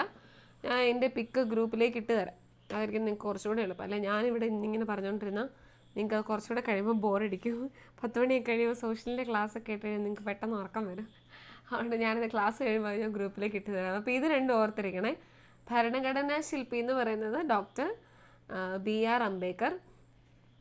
പിന്നെ ഭരണഘടന ആമുഖത്തിൻ്റെ ശില്പി എന്ന് പറയുന്നത് ജവഹർലാൽ നെഹ്റു കേട്ടോ. ഓക്കെ, പിന്നെ മൗലിക അവകാശങ്ങൾ 6 എണ്ണമാണുള്ളത്. മൗലിക അവകാശങ്ങളുടെ ശില്പി എന്ന് പറയുന്നത് സർദാർ വല്ലഭായ് പട്ടേൽ. ഓക്കെ, അങ്ങനെയാണെങ്കിൽ ഇനി നിയമങ്ങളുടെ ഉറവിടം. നമ്മുടെ ഭരണഘടന രാഷ്ട്രത്തിൻ്റെ അടിസ്ഥാന നമ്മുടെ ഭരണഘടന രാഷ്ട്രത്തിൻ്റെ അടിസ്ഥാന നിയമസംഹിതയാണ്. ഭരണഘടനാ വ്യവസ്ഥകൾക്ക് അനുസൃതമായി മാത്രമേ കേന്ദ്ര സംസ്ഥാന സർക്കാരുകൾക്ക് ഏതൊരു നിയമവും നിർമ്മിക്കാൻ കഴിയും. സർക്കാരുകൾക്ക് നിയമങ്ങൾ നിർമ്മിക്കാനും നടപ്പിലാക്കാനും കഴിയുന്ന അതിരുകൾ ഭരണഘടന നിർവഹിച്ചു നൽകുന്നു എന്നർത്ഥം. നിയമത്തിൻ്റെ വ്യവസ്ഥ എന്ന നിലയിലും സ്രോതസ് എന്ന നിലയിലും പരമോന്നത സ്ഥാനമാണ് ഭരണഘടനയ്ക്ക് ഉള്ളത്. ഓക്കെ, ഇനി എന്തൊക്കെ നിയമങ്ങളുണ്ടെന്നുള്ളതാണ് ഇനി പറയുന്നത്. വനം വന്യജീവി സംരക്ഷണ നിയമമുണ്ട്, ദേശീയ സുരക്ഷാ നിയമമുണ്ട്, ദുരന്ത നിവാരണ നിയമം, ബാലവേല നിരോധന നിയമം, ഭൂപരിഷ്കരണ നിയമം, ഭക്ഷ്യസുരക്ഷാ നിയമം, വിവരാവകാശ നിയമം, ബാലനീതി നിയമം, തൊഴിൽ നിയമം, അഴിമതി നിരോധന നിയമം, വിദ്യാഭ്യാസ അവകാശ നിയമം, പരിസ്ഥിതി സംരക്ഷണ നിയമം. ഈ നിയമങ്ങളെല്ലാം നമ്മൾ ഡെയിലി പത്രത്തിലും ന്യൂസിലും എല്ലാം നമ്മൾ കേൾക്കാറുള്ള കുറേ കാര്യങ്ങളാണ് അല്ലേ. പരിസ്ഥിതി സംരക്ഷണ നിയമം, അല്ലെങ്കിൽ ദുരന്ത നിവാരണ നിയമം, ഭക്ഷ്യസുരക്ഷാ നിയമം, ബാലവേല, ബാലനീതി, വിദ്യാഭ്യാസാവകാശ നിയമം, ഇതെല്ലാം നമ്മൾ എപ്പോഴും തന്നെ കേൾക്കുന്ന നിയമങ്ങളാണ്. അപ്പോൾ ഇവിടെ പറഞ്ഞിട്ടുണ്ട് കുട്ടികളുടെ അവകാശങ്ങളുമായി ബന്ധപ്പെട്ട നിയമങ്ങൾ ഇതിൽ ഏതൊക്കെയാണ്, നമ്മൾ ഈ തന്നിരിക്കുന്നതിൽ ഏതൊക്കെയാണ് കുട്ടികളുടെ അവകാശങ്ങളുമായിട്ട് ബന്ധപ്പെട്ട നിയമങ്ങൾ ഏതൊക്കെയായിരിക്കും വരെ. ഇവിടെ ഒരെണ്ണം തന്നിട്ടുണ്ട്, ബാലവേല നിരോധന നിയമം അല്ലേ. ബാലവേല, നമ്മുടെ കുഞ്ഞു പിള്ളേരെ കൊണ്ട് നമ്മൾ പണിയെടുപ്പിക്കാൻ പാടില്ല എന്നാണ് പറയുന്നത് അല്ലേ. ബാലവേല നിരോധന നിയമം, അത് നിയമം നമ്മുടെ കുട്ടികളുമായിട്ട് ബന്ധപ്പെട്ടതാണ്. പിന്നെ ബാലനീതി നിയമം അല്ലേ, അതും നമ്മുടെ കുട്ടികളുമായിട്ട് ബന്ധപ്പെട്ടതാണ്. വിദ്യാഭ്യാസ അവകാശ നിയമം, ഇതും ആരുമായിട്ട് ബന്ധപ്പെട്ടാണ്, നമ്മുടെ കുട്ടികളുമായിട്ട് ബന്ധപ്പെട്ടാണ് ഈ മൂന്നെണ്ണം. ബാലവേല നിരോധന നിയമം, ബാലനീതി നിയമം, അതുപോലെ തന്നെ വിദ്യാഭ്യാസ അവകാശ നിയമം, ഇത് മൂന്നും നമ്മുടെ കുട്ടികളുമായിട്ട് ബന്ധപ്പെട്ടാണ്. ഇവിടെ ജസ്റ്റ് ആ കൊളാഷ് തന്നിട്ട് അതിന് ചോദിച്ചിട്ടുണ്ടെന്നേ ഉള്ളൂ. പക്ഷേ ഈ ഇത്രയും നിയമങ്ങളുണ്ട് നമ്മുടെ ഇന്ത്യൻ ഭരണഘടനയായിട്ട് ബന്ധപ്പെട്ട്. നമ്മുടെ ഓരോ സംസ്ഥാനങ്ങൾക്കായിക്കോട്ടെ അല്ലെങ്കിൽ നമ്മുടെ രാജ്യത്തിനായിക്കോട്ടെ ഇത്രയധികം നിയമങ്ങളുണ്ട്. വനം വന്യജീവി സംരക്ഷണ നിയമം, അത് നമ്മുടെ കടുവേനെയൊന്നും വെടിവെക്കാനോ അങ്ങനെയൊന്നും ഇതില്ലല്ലോ. അവർ പറഞ്ഞാലല്ലേ നമ്മൾ ഒരു മയക്കുവെടി വെച്ച് കിടത്താറുള്ളൂ, അല്ലെങ്കിൽ ഇവരെ സംരക്ഷിക്കുക എന്നുള്ള നമ്മുടെ ഉത്തരവാദിത്തമല്ലേ. അപ്പോൾ വനം വന്യജീവി സംരക്ഷണ നിയമം, ദേശീയ സുരക്ഷാ നിയമം, ബാലവേല നിരോധന നിയമം, ദുരന്ത നിവാരണ നിയമം, ഭക്ഷ്യസുരക്ഷാ നിയമം, ഭൂപരിഷ്കരണ നിയമം, വിവരാവകാശ നിയമം, ബാലനീതി നിയമം, അഴിമതി നിരോധന നിയമം, തൊഴിൽ നിയമം, വിദ്യാഭ്യാസ അവകാശ നിയമം, പരിസ്ഥിതി സംരക്ഷണ നിയമം. അപ്പോൾ ഇങ്ങനെ ഭരണഘടന അനുസൃതമായി നിർമ്മിക്കപ്പെട്ട ഇത്തരത്തിലുള്ള നിയമങ്ങൾ അല്ലെങ്കിൽ ഇത്രയധികം നിയമങ്ങൾ നമ്മുടെ രാജ്യത്തുണ്ട് എന്ന് നിങ്ങളൊന്ന് ഓർത്തിരുന്നാൽ മതി കേട്ടോ. അങ്ങനെ ഇനി പഠിക്കുന്നത് വളരെ ഇമ്പോർട്ടൻ്റ് ആണ്. ലൈംഗിക കുറ്റകൃത്യങ്ങളിൽ നിന്നും കുട്ടികളെ സംരക്ഷിക്കുന്നതിനുള്ള നിയമമാണ് 2012 പോക്സോ ആക്ട്. അതായത് നമുക്ക് പോക്സോ ആക്ട് ഇപ്പോൾ നമ്മൾ പലപ്പോഴും കേൾക്കാറുള്ളതാണ്, നമ്മുടെ കുഞ്ഞുങ്ങൾ സുരക്ഷിതരല്ല എന്നെപ്പോഴും പറയുന്നത് അല്ലേ. നമ്മുടെ കുട്ടികളെ എപ്പോഴും നമ്മൾ മിക്കപ്പോഴും തന്നെ ന്യൂസിൽ കുഞ്ഞു കുട്ടികൾ മുതൽ അത്യാവശ്യം പ്രായപൂർത്തിയാകാത്ത കുട്ടികൾ വരെ പലതരത്തിലുള്ള ഇതിൽ പെട്ടുപോകുന്ന അല്ലെങ്കിൽ ലൈംഗിക കുറ്റകൃത്യങ്ങൾ, അതായത് കുട്ടികളെ അബ്യൂസ് ചെയ്യുന്നതൊക്കെ നമ്മൾ പലതവണ ന്യൂസിലെല്ലാം കാണുന്നതാണ്. അപ്പോൾ അവർക്ക് അല്ലെങ്കിൽ അവരെ സംരക്ഷിക്കാനായിട്ട്, അത് ലൈംഗിക കുറ്റകൃത്യങ്ങളിൽ നിന്നും കുട്ടികളെ സംരക്ഷിക്കുന്നതിനുള്ള നിയമമാണ് പോക്സോ ആക്ട്. നിലവിൽ വന്ന എന്നാണ് 2012 പോക്സോ ആക്ട് നിലവിൽ വന്നത്. അപ്പോൾ ആ വർഷം ഓർത്തിരിക്കണം കേട്ടോ. പോക്സോ ആക്ട് നിലവിൽ വന്ന വർഷം 2012. കുട്ടികൾക്ക് നേരെ നടക്കുന്ന ലൈംഗിക അതിക്രമങ്ങൾ തടയുവാനും കുറ്റവാളികൾക്ക് തക്ക ശിക്ഷ ഉറപ്പാക്കുവാനും 1989 കുട്ടികളുടെ അവകാശ ഉടമ്പടി ലക്ഷ്യം വയ്ക്കുന്നു. അതായത് 1989 കുട്ടികളുടെ അവകാശ നിയമം എന്ന് പറയുന്ന നിയമമുണ്ട്. അത് ലക്ഷ്യം വയ്ക്കുന്ന എന്താ, കുട്ടികൾക്ക് നേരെ നടക്കുന്ന ലൈംഗിക അതിക്രമങ്ങൾ തടയുക, കുറ്റവാളികൾക്ക് തക്ക ശിക്ഷ ഉറപ്പാക്കുക. ഇന്ത്യൻ ഭരണഘടന ഉറപ്പു നൽകുന്ന അവകാശങ്ങൾ ലിംഗഭേദമില്ലാതെ നടപ്പാക്കുന്നതിനും ബാലസൗഹാർദ്ദ നടപടികൾ ഉൾക്കൊള്ളിച്ചുകൊണ്ട് നിലവിൽ വന്ന നിയമമാണ് പോക്സോ ആക്ട് 2026. അതായത് protection of children from sexual offences act 2012. 18 വയസ്സിന് താഴെയുള്ള ഏതൊരാളെയും കുട്ടിയായി നിയമം പരിഗണിക്കുന്നു. അപ്പോൾ പോക്സോ ആക്ട് നിലവിൽ വന്ന എന്നാണ് 2012. കുട്ടികളുടെ അവകാശ നിയമം നിലവിൽ വന്ന 1989. അതിൽ തന്നെ പറയുന്നുണ്ട് ഇതുപോലെ ലൈംഗിക അതിക്രമങ്ങൾ തടയണം, അതുപോലെ കുറ്റവാളികൾക്ക് തക്ക ശിക്ഷ കൊടുക്കണം എന്നൊക്കെ പറയുന്നുണ്ട്. പക്ഷേ അതിനൊരു നിയമമായിട്ട് അല്ലെങ്കിൽ പോക്സോ ആക്ട് ആയിട്ട് നിലവിൽ വന്നത് 2012. Protection of children from sexual offences act. Okay. ഭയരഹിതമായും സുരക്ഷിതമായ സമൂഹത്തിൽ ജീവിക്കുവാൻ ഓരോ കുട്ടിക്കും അവകാശമുണ്ട്. അസ്വസ്ഥത ഉളവാക്കുന്നതും സുരക്ഷിതമല്ലാത്തതുമായ സ്പർശനം, നോട്ടം, പ്രവൃത്തി മുതലായവ ഏത് വ്യക്തിയിൽ നിന്നുണ്ടായാലും അവ തിരിച്ചറിയുവാൻ കഴിയണം. ഇത്തരം പ്രവൃത്തികളോട് അരുത് എന്ന് പറയുവാനും അകറ്റി നിർത്തുവാനും അധികാരികളോട് പരാതിപ്പെടാനും ശ്രദ്ധ പുലർത്തണം. ലൈംഗിക അതിക്രമ കേസുകൾ ഉണ്ടായാൽ അവ റിപ്പോർട്ട് ചെയ്യേണ്ടത് സ്പെഷ്യൽ ജുവനൈൽ പോലീസ് യൂണിറ്റോ ലോക്കൽ പോലീസോ ആണെന്ന് നിയമത്തിൽ വിവരിക്കുന്നു. പോക്സോ കേസുകൾ കൈകാര്യം ചെയ്യുന്ന ഉദ്യോഗസ്ഥർ child welfare police officer, CWPO എന്നറിയപ്പെടുന്നു. അപ്പോൾ പോക്സോ കേസുകൾ കൈകാര്യം ചെയ്യുന്ന ഉദ്യോഗസ്ഥർ പറയുന്നതാണ് CWPO, അതായത് ചൈൽഡ് വെൽഫെയർ പോലീസ് ഓഫീസർ എന്ന് പറയും. CWPയുടെ ഫുൾ ഫോം ആണ് child welfare police officer. Okay, അത് നമ്മുടെ പോക്സോ ആക്ട് അല്ലെങ്കിൽ പോക്സോ കേസുകളൊക്കെ ഉണ്ടായാൽ അത് കൈകാര്യം ചെയ്യുന്ന ഉദ്യോഗസ്ഥർക്ക് പറയുന്നതാണ് child welfare police officer. POCSO act നിലവിൽ വന്ന വർഷം 2012. ഇനി കേരള സംസ്ഥാന ബാലാവകാശ സംരക്ഷണ കമ്മീഷൻ പോക്സോ നിയമത്തിൻ്റെ 44-ാം വകുപ്പ് പ്രകാരം നിരീക്ഷണ സംവിധാനം ഒരുക്കിയിട്ടുണ്ട്. അതായത് പോക്സോ മോണിറ്ററിംഗ് സെല്ല്. എന്താ കേരള സംസ്ഥാന ബാലാവകാശ സംരക്ഷണ കമ്മീഷൻ പോക്സോ നിയമത്തിൻ്റെ 44-ാമത്തെ വകുപ്പ് പ്രകാരം ഒരു നിരീക്ഷണ സംവിധാനം, ഇത് പോക്സോ മോണിറ്ററിംഗ് സെല്ല് ഒരുക്കിയിട്ടുണ്ട്. പോക്സോ കുറ്റകൃത്യങ്ങളിൽ ഏർപ്പെടുന്ന ഏതൊരു വ്യക്തിക്കും കഠിന ശിക്ഷ ഈ നിയമം വ്യവസ്ഥ ചെയ്യുന്നു. അപ്പോൾ പോക്സോ ആക്ട് പ്രകാരം 2012 പോക്സോ ആക്ട് നിലവിൽ വന്നു. അത് കൈകാര്യം ചെയ്യുന്ന ആൾക്കാർ ഉദ്യോഗസ്ഥരാണ് ചൈൽഡ് വെൽഫെയർ പോലീസ് ഓഫീസർ എന്നറിയപ്പെടുന്നത്. അതുപോലെ നമ്മുടെ കേരള സംസ്ഥാന ബാലാവകാശ സംരക്ഷണ കമ്മീഷൻ്റെ പോക്സോ നിയമത്തിലെ 44-ാം വകുപ്പ് പ്രകാരം ഒരു നിരീക്ഷണ സംവിധാനം ഒരുക്കിയിട്ടുണ്ട്. ഇത് പോക്സോ മോണിറ്ററിംഗ് സെല്ല്. അപ്പോൾ അതുവഴിയായിട്ട് ഈ കുറ്റകൃത്യം ചെയ്യുന്നവർക്ക് നല്ല കഠിന ശിക്ഷ നൽകുകയും ചെയ്യുന്നുണ്ട്. അപ്പോൾ അതിനുവേണ്ടിയുള്ളതാണ് ഈ പോക്സോ ആക്ട് എന്ന് പറയുന്നത്. ഓക്കെ, ഇനി അടുത്തത് ഭരണഘടനയുടെ ധർമ്മങ്ങൾ. നിയമത്തിൻ്റെ വ്യവസ്ഥ, സ്രോതസ് എന്നതിന് പുറമെ മറ്റേതെല്ലാം ധർമ്മങ്ങൾ ഭരണഘടന നിർവഹിക്കുന്നുണ്ടെന്ന് പരിശോധിക്കാം. ഇതെല്ലാം നമ്മുടെ ഭരണഘടനയുടെ ധർമ്മങ്ങളിൽ പെടുന്നതാണ്. പൗരരുടെ അവകാശങ്ങളും കടമകളും സ്ഥാപിക്കുന്നു, ഗവൺമെൻറ്റിൻ്റെ അധികാരങ്ങളും പരിമിതികളും വ്യക്തമാക്കുന്നു, രാജ്യത്തിൻ്റെ അടിസ്ഥാന മൂല്യങ്ങളും ആദർശങ്ങളും നിർവചിക്കുന്നു, സ്വേച്ഛാധിപത്യത്തിനും അധികാര ദുർവിനിയോഗത്തിനും എതിരായ സംരക്ഷണ കവചമായി വർത്തിക്കുന്നു, രാജ്യത്തിന് ദിശാബോധം നൽകുന്ന അടിസ്ഥാന രേഖയായി നിലകൊള്ളുന്നു, രാജ്യത്തെ എല്ലാ ഭരണ സംവിധാനങ്ങളും ഭരണഘടനയ്ക്ക് വിധേയമായാണ് പ്രവർത്തിക്കുന്നതെന്ന് ഉറപ്പുവരുത്തുന്നു, നാനാത്വത്തിൽ ഏകത്വം സംരക്ഷിക്കുന്നു. ഓക്കെ, അപ്പോൾ ഇത്രയാണ് നമ്മുടെ ഭരണഘടനയുടെ ധർമ്മങ്ങളായിട്ട് വരുന്നത്. ഇത് ഞാൻ കാണാൻ പഠിക്കണമെന്ന് പറയത്തില്ല കേട്ടോ, കാരണം നിങ്ങളൊന്ന് വായിച്ച് മനസ്സിലാക്കി ഇരുന്നാൽ മതി. സ്റ്റേറ്റ്മെൻറ്റ് ടൈപ്പ് ക്വസ്റ്റ്യൻ വരുമ്പം ഈ ഒരു സ്റ്റേറ്റ്മെൻറ്റ് വായിക്കുമ്പോൾ ഇതാ ധർമ്മത്തിൽ പെടുന്നതല്ലല്ലോ എന്നൊന്ന് ജസ്റ്റ് നോക്കിയാൽ മതി. ബാക്കി 3 ഓപ്ഷൻ ഈ ധർമ്മങ്ങളുമായിട്ട് ബന്ധപ്പെട്ടായിരിക്കും. ആ 4ാമത്തെ ഓപ്ഷനിൽ എന്തെങ്കിലും ഒരു നെഗറ്റീവായിട്ട് എന്തെങ്കിലും പറയും. അപ്പോൾ അത് വെച്ച് നിങ്ങളത് ഓർത്താൽ മതി. ഇത് പക്ഷേ വായിക്കണം, വായിച്ചൊന്ന് മനസ്സിലാക്കിയിരുന്നാൽ മതി. കാണാൻ പഠിക്കണമെന്ന് ഞാൻ പറയില്ല കേട്ടോ. ഭരണഘടനയുടെ ധർമ്മങ്ങൾ. ഇനി ഇവിടെ പ്ലക്കാർഡ് എഴുതാൻ, നമുക്ക് പ്ലക്കാർഡ് എഴുതാനൊന്നും വേണ്ട. ഇനി ഇത് ഭേദഗതി, അതായത് മാറ്റിയും തിരുത്തിയും മുന്നോട്ട്. നമുക്കറിയാം നമ്മുടെ ഭരണഘടന നിർമ്മിച്ച 1950 നിലവിൽ വന്നപ്പോൾ തൊട്ട് പലതരത്തിലുള്ള ഭേദഗതികൾ വന്നിട്ടുണ്ട്. അതായത് ചില നിയമങ്ങൾ അല്ലെങ്കിൽ ഇന്ന കാര്യങ്ങൾ കൂട്ടിച്ചേർത്തു, അല്ലെങ്കിൽ ഇത് വേണ്ട, അങ്ങനെയുള്ള പല തിരുത്തലുകളും കുറിക്കലുകളും അല്ലെങ്കിൽ ഉൾപ്പെടുത്തലുകളും എല്ലാം ഉണ്ടായിട്ടുണ്ട്. അപ്പോൾ ഇത് വളരെ ഇമ്പോർട്ടൻ്റ് ആണ്. 1950 ജനുവരി 26 ഇന്ത്യൻ ഭരണഘടന നിലവിൽ വന്നു. ഞാൻ കുറച്ച് സൂം ചെയ്ത് കാണിക്കാവേ. ഓക്കെ, 1950 ജനുവരി 26 ഇന്ത്യൻ ഭരണഘടന നിലവിൽ വന്നു. നിലവിൽ വന്ന് നമ്മുടെ റെയിൽവേ ക്രോസ് പോയി ആദ്യത്തെ നോക്കിയ ഭേദഗതി 1. ഭേദഗതി എന്നായിരുന്നു? 1951 പട്ടികകളുടെ എണ്ണം 9ആയി. നമ്മൾ ആദ്യം തന്നെ പറഞ്ഞായിരുന്നു എന്താ, പട്ടികകളുടെ എണ്ണം എത്രയാണെന്നായിരുന്നു ആദ്യം പറഞ്ഞത്? 8 ആയിരുന്നു. അതായത് നമ്മുടെ നമ്മുടെ ഭരണഘടന രൂപീകരിച്ചപ്പം നമുക്ക് 8 പട്ടികകളായിരുന്നു ഉണ്ടായിരുന്നത്.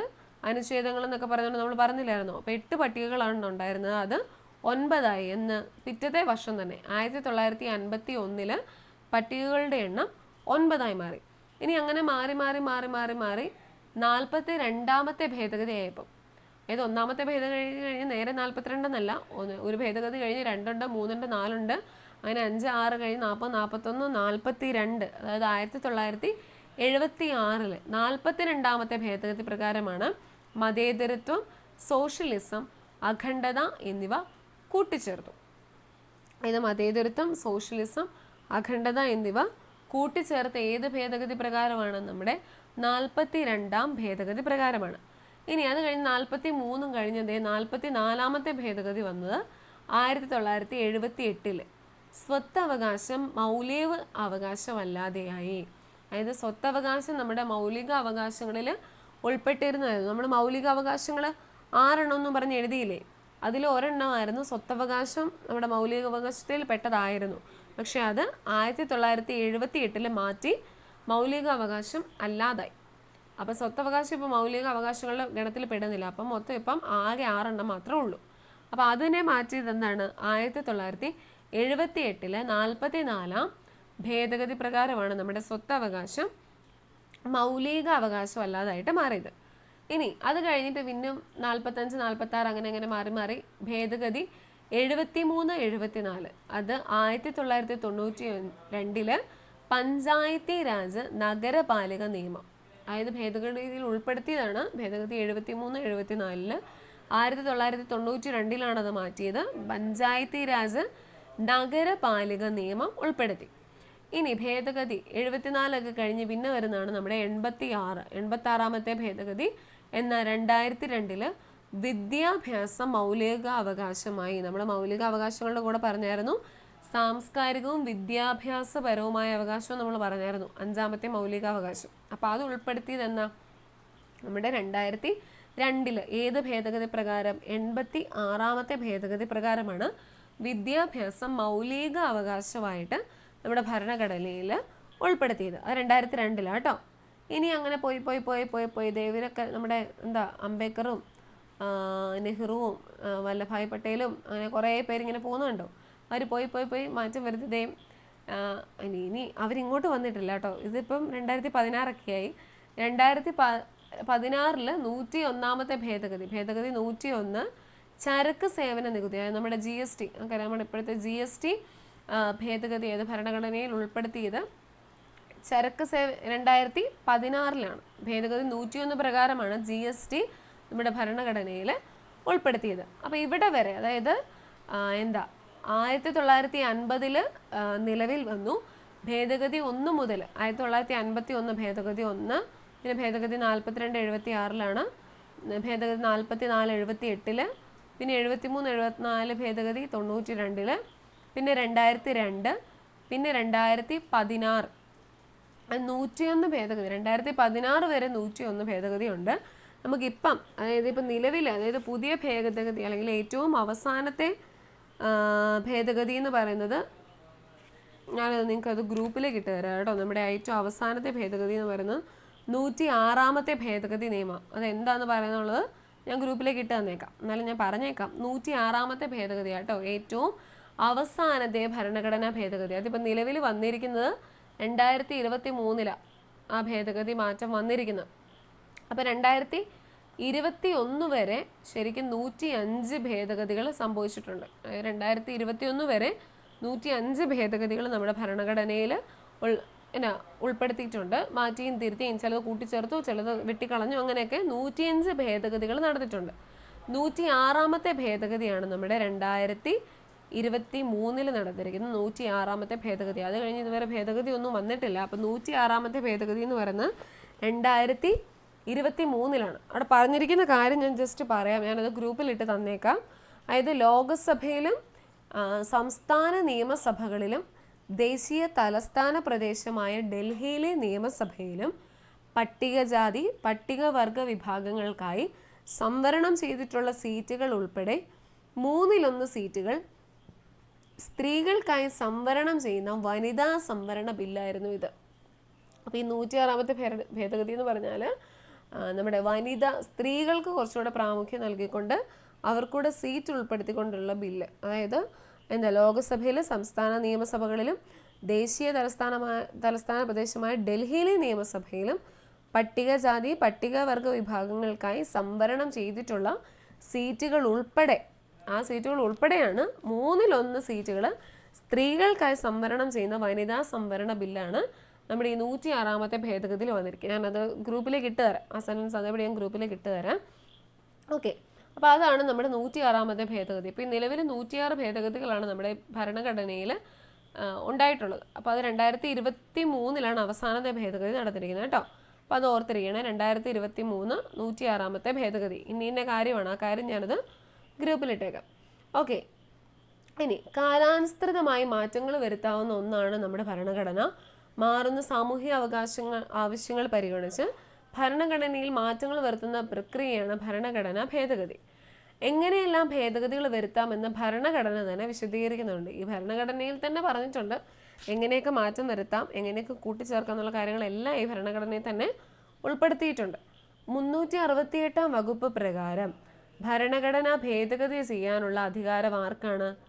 പാർലമെന്റിനാണ്. അപ്പം 368 വകുപ്പ് പ്രകാരം ഭരണഘടന ഭേദഗതി ചെയ്യാനുള്ള അധികാരം ആർക്കാണ്? പാർലമെന്റിനാണ്. എന്നാൽ ഭരണഘടനയുടെ അടിസ്ഥാന ഘടന ഭേദഗതി ചെയ്യാൻ പാടുള്ളതല്ല. അതായത് ഈ ഭരണഘടനയിൽ നമ്മളിപ്പോൾ പറഞ്ഞു കുറേ വകുപ്പുകളുണ്ടെങ്കിൽ കുറേ ആർട്ടിക്കിൾസ് ഉണ്ട്, കുറേ അനുച്ഛേദങ്ങളുണ്ട്, നമ്മളിങ്ങനെ പറഞ്ഞു. അപ്പോൾ അതിലെന്തെങ്കിലുമൊക്കെ മാറ്റം വരുത്തണമെങ്കിൽ പാർലമെൻറ്റിന് മാറ്റം വരുത്താം. പക്ഷെ അല്ലാതെ ഭരണഘടനയ്ക്ക് ഒരു അടിസ്ഥാന ഘടനയുണ്ട്. അതായത് നമ്മളിപ്പോൾ ഒരു ബുക്ക് എടുത്താൽ അതിന് കുറേ ഇൻഡെക്സ് ഉണ്ട്, അല്ലെങ്കിൽ ഫ്രണ്ട് കവർ പേജ് ഉണ്ട്, ഇൻഡെക്സ് ഉണ്ട്, പിന്നെ ഓരോ ടോപ്പിക്കുകളായിട്ട് അങ്ങനെ വെച്ചിട്ടുണ്ട്. അതിനെ ഒന്നും മാറ്റാൻ ആർക്കും പറ്റത്തില്ല. ഇതിൻ്റെ അകത്തുള്ള എന്തെങ്കിലും ഇപ്പം നമുക്കാണെങ്കിലും നമ്മുടെ ടെക്സ്റ്റ് ബുക്ക് നമ്മൾ പ്രിൻറ്റ് ചെയ്യുമ്പം നമ്മുടെ സ്കൂൾ ടെക്സ്റ്റ് എടുത്താൽ അറിയാം, ഫ്രണ്ടിൽ ഒരു കവർ പേജ് ഉണ്ട്. അതിൻ്റെ അകത്ത് വേറെ എന്താ ഉള്ളത്, ഇത് ആരാണ് നമ്മുടെ SCERT നിർമ്മിച്ചതെന്ന് പറഞ്ഞ് ഫ്രണ്ടിൽ ഏത് ക്ലാസ്സിൽ ഏത് ടെക്സ്റ്റാണെന്ന് പറഞ്ഞ് ഫ്രണ്ട് പേജ് ഉണ്ട്. അത് തുറന്നു കഴിയുമ്പോൾ എന്താ നമ്മുടെ ദേശീയ ഗാനം അല്ലെങ്കിൽ പ്ലെഡ്ജ്, പിന്നെ ഒരു ആമുഖം, അങ്ങനെ ഒരു കുറച്ച് കാര്യങ്ങളുണ്ട്. പിന്നെ അടുത്തത് ചാപ്റ്റർ വൈസ് ഏതൊക്കെ ചാപ്റ്ററുകളാണ് തന്നിരിക്കുന്നത്, പിന്നെ ഓരോ ചാപ്റ്റർ വൈസ് അങ്ങനെയല്ല നമ്മൾ ടെക്സ്റ്റ് ബുക്ക് വയ്ക്കുന്നത്. അതിലെന്തെങ്കിലും എഡിഷൻ വരുത്തണമെങ്കിൽ നമ്മൾ ആ ചാപ്റ്റർ വൈസിൽ ഇങ്ങനെ ഓരോ വർഷവും ഇപ്പം ടെക്സ്റ്റ് ബുക്ക് മാറുന്നുണ്ട്. അപ്പോൾ അതിനെന്തെങ്കിലും നോട്ടുകൾ അങ്ങോട്ടും ഇങ്ങോട്ടും മാറ്റണമെങ്കിലൊക്കെ നമുക്ക് മാറ്റാം, അല്ലേ? നമ്മൾ മാറ്റുന്നുണ്ട്. പക്ഷേ ബാക്കിയുള്ള സംഭവങ്ങളെല്ലാം ഒരുപോലെ ഇരിക്കുന്നത് നമ്മുടെ ടെക്സ്റ്റ് ബുക്കിൻ്റെ ജനഗണമനയും അല്ലെങ്കിൽ പ്രതിജ്ഞയും ആമുഖവും കവർ പേജും എല്ലാം അതെപ്പോഴും അങ്ങനെ തന്നെയാണ്. കാരണം അത് ഫിക്സഡ് ആണ്, അത് എപ്പോഴും ഉള്ളതാണ്. അല്ല കവർ പേജ് ഇല്ലാതെയല്ല നമുക്ക് സാധനം തരുന്നത്. അപ്പോൾ അതുപോലെ തന്നെ ഭരണഘടനയിൽ കുറേ കാര്യങ്ങൾ ഫിക്സഡ് ആയിട്ടുള്ള കാര്യങ്ങളുണ്ട്, അത് മാറ്റാൻ ആർക്കും പറ്റത്തില്ല. പക്ഷേ ഇതിൻ്റെ അകത്തെ ഇതുപോലെയുള്ള ഭേദഗതികൾ വരുത്താൻ ആകെയുള്ളൊരു അധികാരം അത് നമ്മുടെ പാർലമെൻറ്റിനാണ്. 368 വകുപ്പ് പ്രകാരമാണ് ഭരണഘടന ഭേദഗതി ചെയ്യാനുള്ള അധികാരം പാർലമെൻറ്റിനുള്ളത്. ഓക്കെ, ഇനി അടിത്തറ ഇളക്കരുത്. 1973 കാസർഗോഡ് എടനീർ മഠത്തിൻ്റെ അധിപതിയായിരുന്ന കേശവാനന്ദ ഭാരതി കേരള സർക്കാരിനെതിരെ നൽകിയ കേസിലായിരുന്നു ഭരണഘടനയുടെ അടിസ്ഥാന ഘടനയിൽ യാതൊരു മാറ്റവും വരുത്താൻ പാടില്ലെന്ന് സുപ്രീം കോടതി വിധിച്ചത്. അപ്പോൾ ഇങ്ങനെ ഭരണഘടനയുടെ അടിസ്ഥാന ഘടനയിൽ യാതൊരു മാറ്റവും വരുത്താൻ പാടില്ലെന്ന് സുപ്രീം കോടതി വിധിച്ചത് എപ്പോഴാണ്? 1973 കാസർഗോഡ് എടനീർ മഠത്തിൻ്റെ അധിപതിയായിരുന്ന കേശവാനന്ദ ഭാരതി നമ്മുടെ കേരള സർക്കാരിനെതിരെ നൽകിയ കേസിലായിരുന്നു ഇങ്ങനെയൊരു ഉത്തരവ് നമ്മുടെ സുപ്രീം കോടതി വിധിച്ചത്. ഓക്കെ, അപ്പോൾ അത് ജസ്റ്റ് ഒന്ന് ഓർത്തിരിക്കുക കേട്ടോ. കാരണം ഈ 2-3 പോയിന്റുകളൊക്കെ നമ്മുടെ പുതിയ ടെക്സ്റ്റിൽ പുതിയതായിട്ട് ഉൾപ്പെടുത്തിയിരിക്കുന്ന കാര്യങ്ങളാണ്. അപ്പോൾ അതുകൊണ്ട് തന്നെ ഇനി വരുന്നുള്ള എക്സാമിനൊക്കെ ഇതുപോലത്തെ കാര്യങ്ങൾ ചോദിക്കാം. അപ്പോൾ ഈ വർഷവും അതുമായിട്ട് കണക്ട് ചെയ്ത കാര്യങ്ങളൊക്കെ ഒന്ന് നോക്കി വെക്കുക. ഓക്കെ, അപ്പോൾ വിദ്യാഭ്യാസം മൗലിക അവകാശം. നമ്മൾ പറഞ്ഞായിരുന്നു വിദ്യാഭ്യാസം മൗലിക അവകാശമാണെന്ന്. വിദ്യാഭ്യാസം മൗലിക അവകാശമാക്കപ്പെട്ടതെന്ന 2002 86 ഭരണഘടനാ ഭേദഗതി പ്രകാരമാണ് വിദ്യാഭ്യാസം മൗലിക അവകാശമായത്. ഈ വ്യവസ്ഥകൾ ഭരണഘടനയിൽ 21A വകുപ്പായി ചേർത്തിട്ടുണ്ട്. അതും വളരെ ഇമ്പോർട്ടൻ്റ് ആണ്. 2002 വിദ്യാഭ്യാസ മൗലിക അവകാശമായി മാറിയത്. നമ്മളിപ്പോൾ ആ ട്രെയിൻ പോകുന്ന റെയിൽവേ പാളം കണ്ടില്ലായിരുന്നോ? വിദ്യാഭ്യാസ അവകാശമായിട്ട് മാറിയത് 2000 മൗലിക അവകാശമായിട്ട് മാറിയത് 2002 86 ഭരണഘടനാ ഭേദഗതി പ്രകാരം. അത് തന്നിരിക്കുന്ന ആർട്ടിക്കിൾ 21A വിദ്യാഭ്യാസത്തെ സംബന്ധിച്ചുള്ള കാര്യങ്ങൾ പറഞ്ഞിരിക്കുന്നത്. 21A. ഈ ഭേദഗതി അനുസരിച്ച് 2009 ഓഗസ്റ്റ് 4 നിലവിൽ വന്ന നിയമമാണ് വിദ്യാഭ്യാസ അവകാശ നിയമം 2009. അതും വളരെ ഇമ്പോർട്ടൻ്റ് ആണ്. വിദ്യാഭ്യാസ അവകാശ നിയമം നിലവിൽ വന്ന വർഷം എന്നാണ് 2009. അതിൽ പറഞ്ഞിരിക്കുന്ന കാര്യം 6 മുതൽ 14 വയസ്സ് വരെ പ്രായമുള്ള എല്ലാ കുട്ടികൾക്കും സൗജന്യവും നിർബന്ധിതവുമായ വിദ്യാഭ്യാസം ഉറപ്പുവരുത്തുന്നതാണ് പ്രസ്തുത നിയമം. അപ്പോൾ വിദ്യാഭ്യാസ അവകാശ നിയമത്തിലെ പ്രധാന പോയിന്റ് എന്ന് പറയുന്നത് എന്താണ്? 6 മുതൽ 14 വയസ്സ് വരെ പ്രായമുള്ള എല്ലാ കുട്ടികൾക്കും സൗജന്യവും നിർബന്ധിതവുമായ വിദ്യാഭ്യാസം ഉറപ്പുവരുത്തുന്നതാണ് നമ്മുടെ പ്രസ്തുത നിയമം. അപ്പോൾ അത് ഓർത്തിരിക്കുക. വിദ്യാഭ്യാസം മൗലിക അവകാശമായി മാറിയത് 2002 86 ഭേദഗതി പ്രകാരമാണ്. അത് പറഞ്ഞിരിക്കുന്ന ആർട്ടിക്കിൾ 21A നമ്മുടെ വിദ്യാഭ്യാസത്തെക്കുറിച്ച് പറഞ്ഞിരിക്കുന്നത്. ഇനി അതിൻ്റെ നിലവിൽ വന്ന് വിദ്യാഭ്യാസ അവകാശ നിയമം നിലവിൽ വന്നത് 2009. ഈ വർഷം രണ്ടും മാറിപ്പോലോ കേട്ടോ. ഇത് മൗലിക അവകാശമായിട്ട് പറഞ്ഞാണ് 2002 നിയമം നിലവിൽ വന്നത് 2009. ആ നിയമത്തിൽ പറഞ്ഞിരിക്കുന്ന ഇമ്പോർട്ടൻ്റ് കാര്യം 6 മുതൽ 14 വയസ്സ് വരെ പ്രായമുള്ള എല്ലാ കുട്ടികൾക്കും സൗജന്യവും നിർബന്ധിതവുമായ വിദ്യാഭ്യാസം ഉറപ്പുവരുത്തുന്നതാണ് പ്രസ്തുത നിയമം. നമ്മുടെ ഈ കമ്മീഷൻസ് ഒക്കെ ഇല്ലേ, നമ്മുടെ TSHB അതായത് DLEDൻ്റെ ഫസ്റ്റ് സെമ്മിൽ നമ്മൾ കുറേ കമ്മീഷൻസ് പഠിക്കുന്നുണ്ട്. കോത്താരി കമ്മീഷന്, പിന്നെ അതൊക്കെ ഈ വിദ്യാഭ്യാസ അവകാശ നിയമം, അങ്ങനത്തെ കുറേ കമ്മീഷൻസ് ഒക്കെ പഠിക്കുന്നുണ്ട്. അപ്പോൾ അതിൻ്റെ അകത്ത് പറയുന്ന ഒരു പ്രധാനപ്പെട്ട കാര്യമായത് നമ്മുടെ ഈ 6 മുതൽ 14 വയസ്സ് വരെ പ്രായമുള്ള എല്ലാ കുട്ടികൾക്കും സൗജന്യവും നിർബന്ധിതവുമായ വിദ്യാഭ്യാസം ഉറപ്പുവരുത്തുന്നത് നിയമം ഏതാണ്? ആ നിയമം എന്ന് പറയുന്നത് 2009 വിദ്യാഭ്യാസ അവകാശ നിയമമാണ്. ഓക്കെ, ഇനി ചെറു ഭരണഘടന 1976 42-ാം ഭേദഗതി വഴിയാണ് മതേതരത്വം, സോഷ്യലിസം, അഖണ്ഡത എന്നീ വാക്കുകൾ ഭരണഘടനയുടെ ആമുഖത്തിൽ എഴുതി ചേർത്ത്. അത് നമ്മളിപ്പോൾ കണ്ടായിരുന്നു. ഭരണഘടനയിൽ വേറെയും ചില മാറ്റങ്ങൾ ഈ ഭേദഗതിയിലൂടെ വരുത്തിയിരുന്നു. സുപ്രധാനമായ നിരവധി മാറ്റങ്ങൾ വരുത്തിയതിനാൽ ഈ ഭേദഗതിയെ ചെറു ഭരണഘടന, മിനി കോൺസ്റ്റിറ്റ്യൂഷൻ എന്ന് വിളിക്കുന്നു. അപ്പം മിനി കോൺസ്റ്റിറ്റ്യൂഷൻ എന്നറിയപ്പെടുന്ന ഭേദഗതി ഏതാണ്? 42-ാം ഭേദഗതിയാണ്. അപ്പോൾ അത് ഓർത്തിരിക്കണം. ഓക്കെ, അപ്പോൾ മിനി കോൺസ്റ്റിറ്റ്യൂഷൻ എന്നറിയപ്പെടുന്ന ഭേദഗതി ഏതാണ്? അല്ലെങ്കിൽ ചെറു ഭരണഘടന എന്നറിയപ്പെടുന്ന ഭേദഗതി ഏതാണ്? 42-ാം ഭേദഗതി. അപ്പോൾ ഓപ്ഷൻസ് 41, 42, 43, 44 കാണും. അപ്പം മിനി കോൺസ്റ്റിറ്റ്യൂഷൻ എന്നറിയപ്പെടുന്നത് 42-ാം ഭേദഗതിയാണ്. കാരണം അതിൽ മതേതരത്വ, സോഷ്യലിസം, അഖണ്ഡത എന്നീ വാക്കുകൾ ആമുഖത്തിൽ കൂട്ടിച്ചേർത്തു. അതുപോലെ തന്നെ കുറേ തിരുത്തലുകൾ അല്ലെങ്കിൽ കൂട്ടിച്ചേർക്കലുകളൊക്കെ ഈ ഒരു ഭേദഗതി പ്രകാരം ഉണ്ടായിരുന്നു. അപ്പോൾ അതുകൊണ്ട് തന്നെ ചെറു ഭരണഘടന അല്ലെങ്കിൽ മിനി കോൺസ്റ്റിറ്റ്യൂഷൻ എന്നറിയപ്പെടുന്നത് 42-ാം ഭേദഗതിയാണ്. അപ്പോൾ അത് ഓർത്തിരിക്കണം കേട്ടോ. 42-ാം ഭേദഗതി അറിയപ്പെടുന്നത് എങ്ങനെയാണ്? മിനി കോൺസ്റ്റിറ്റ്യൂഷൻ അല്ലെങ്കിൽ ചെറു ഭരണഘടന എന്നാണ്. ഇനി നിയമങ്ങൾ നടപ്പിലാക്കുമ്പോൾ രാജ്യത്തിനെയും യാഥാർത്ഥ്യമാകാത്ത ഭൂപരിഷ്കരണം, സ്ത്രീധന നിരോധന നിയമം കടലാസിൽ തന്നെ, മദ്യവിപത്ത് നിയമം കൊണ്ട് മാത്രം തടയാനാവില്ല, ബാലാവകാശ നിയമങ്ങൾ കർശനമാക്കണമെന്ന് ആവശ്യം. അതായത് നമുക്കറിയാം, നമ്മൾ കുറേ നിയമങ്ങൾ കണ്ടു. പക്ഷെ ആ നിയമങ്ങളെല്ലാം 100% നമ്മുടെ രാജ്യത്ത് പാലിക്കപ്പെടുന്നില്ലെന്നല്ല, അതിൻ്റെയുള്ള അവകാശങ്ങൾ ആവശ്യമായിട്ടുള്ള ആൾക്കാരിലേക്ക് അത് എത്തുന്നുമില്ല. ചില നിയമങ്ങൾ നമ്മൾ പാലിക്കുന്നില്ല, അതുപോലെ തന്നെ ചില നിയമങ്ങൾ അവർക്ക് അർഹതപ്പെട്ടവർക്ക് കിട്ടുന്നില്ല. അങ്ങനെയുള്ള കുറേ കാര്യങ്ങൾ നമ്മുടെ രാജ്യത്ത് ഇപ്പോഴും നടക്കുന്നുണ്ട്. നിയമങ്ങൾ നടപ്പാക്കുമ്പോൾ നേരിടുന്ന വിവിധ തരം വെല്ലുവിളികളാണ് ഇവിടെ സൂചിപ്പിക്കുന്നത്. ജനങ്ങളുടെ വ്യത്യസ്തമായ താല്പര്യങ്ങൾ, ജനഹിതം പൂർണ്ണമായി ഉൾക്കൊള്ളാത്ത നിയമനിർമ്മാണങ്ങൾ, നിയമങ്ങളെക്കുറിച്ചുള്ള അറിവില്ലായ്മ. അതായത് കുറേ പേർക്ക് നിയമങ്ങളെക്കുറിച്ച് അറിവില്ല, കുറച്ച് പേർക്ക് വലിയവർ ചെറിയവർ എന്നുള്ള ആ ഒരു രീതിയിൽ പോകുന്നു.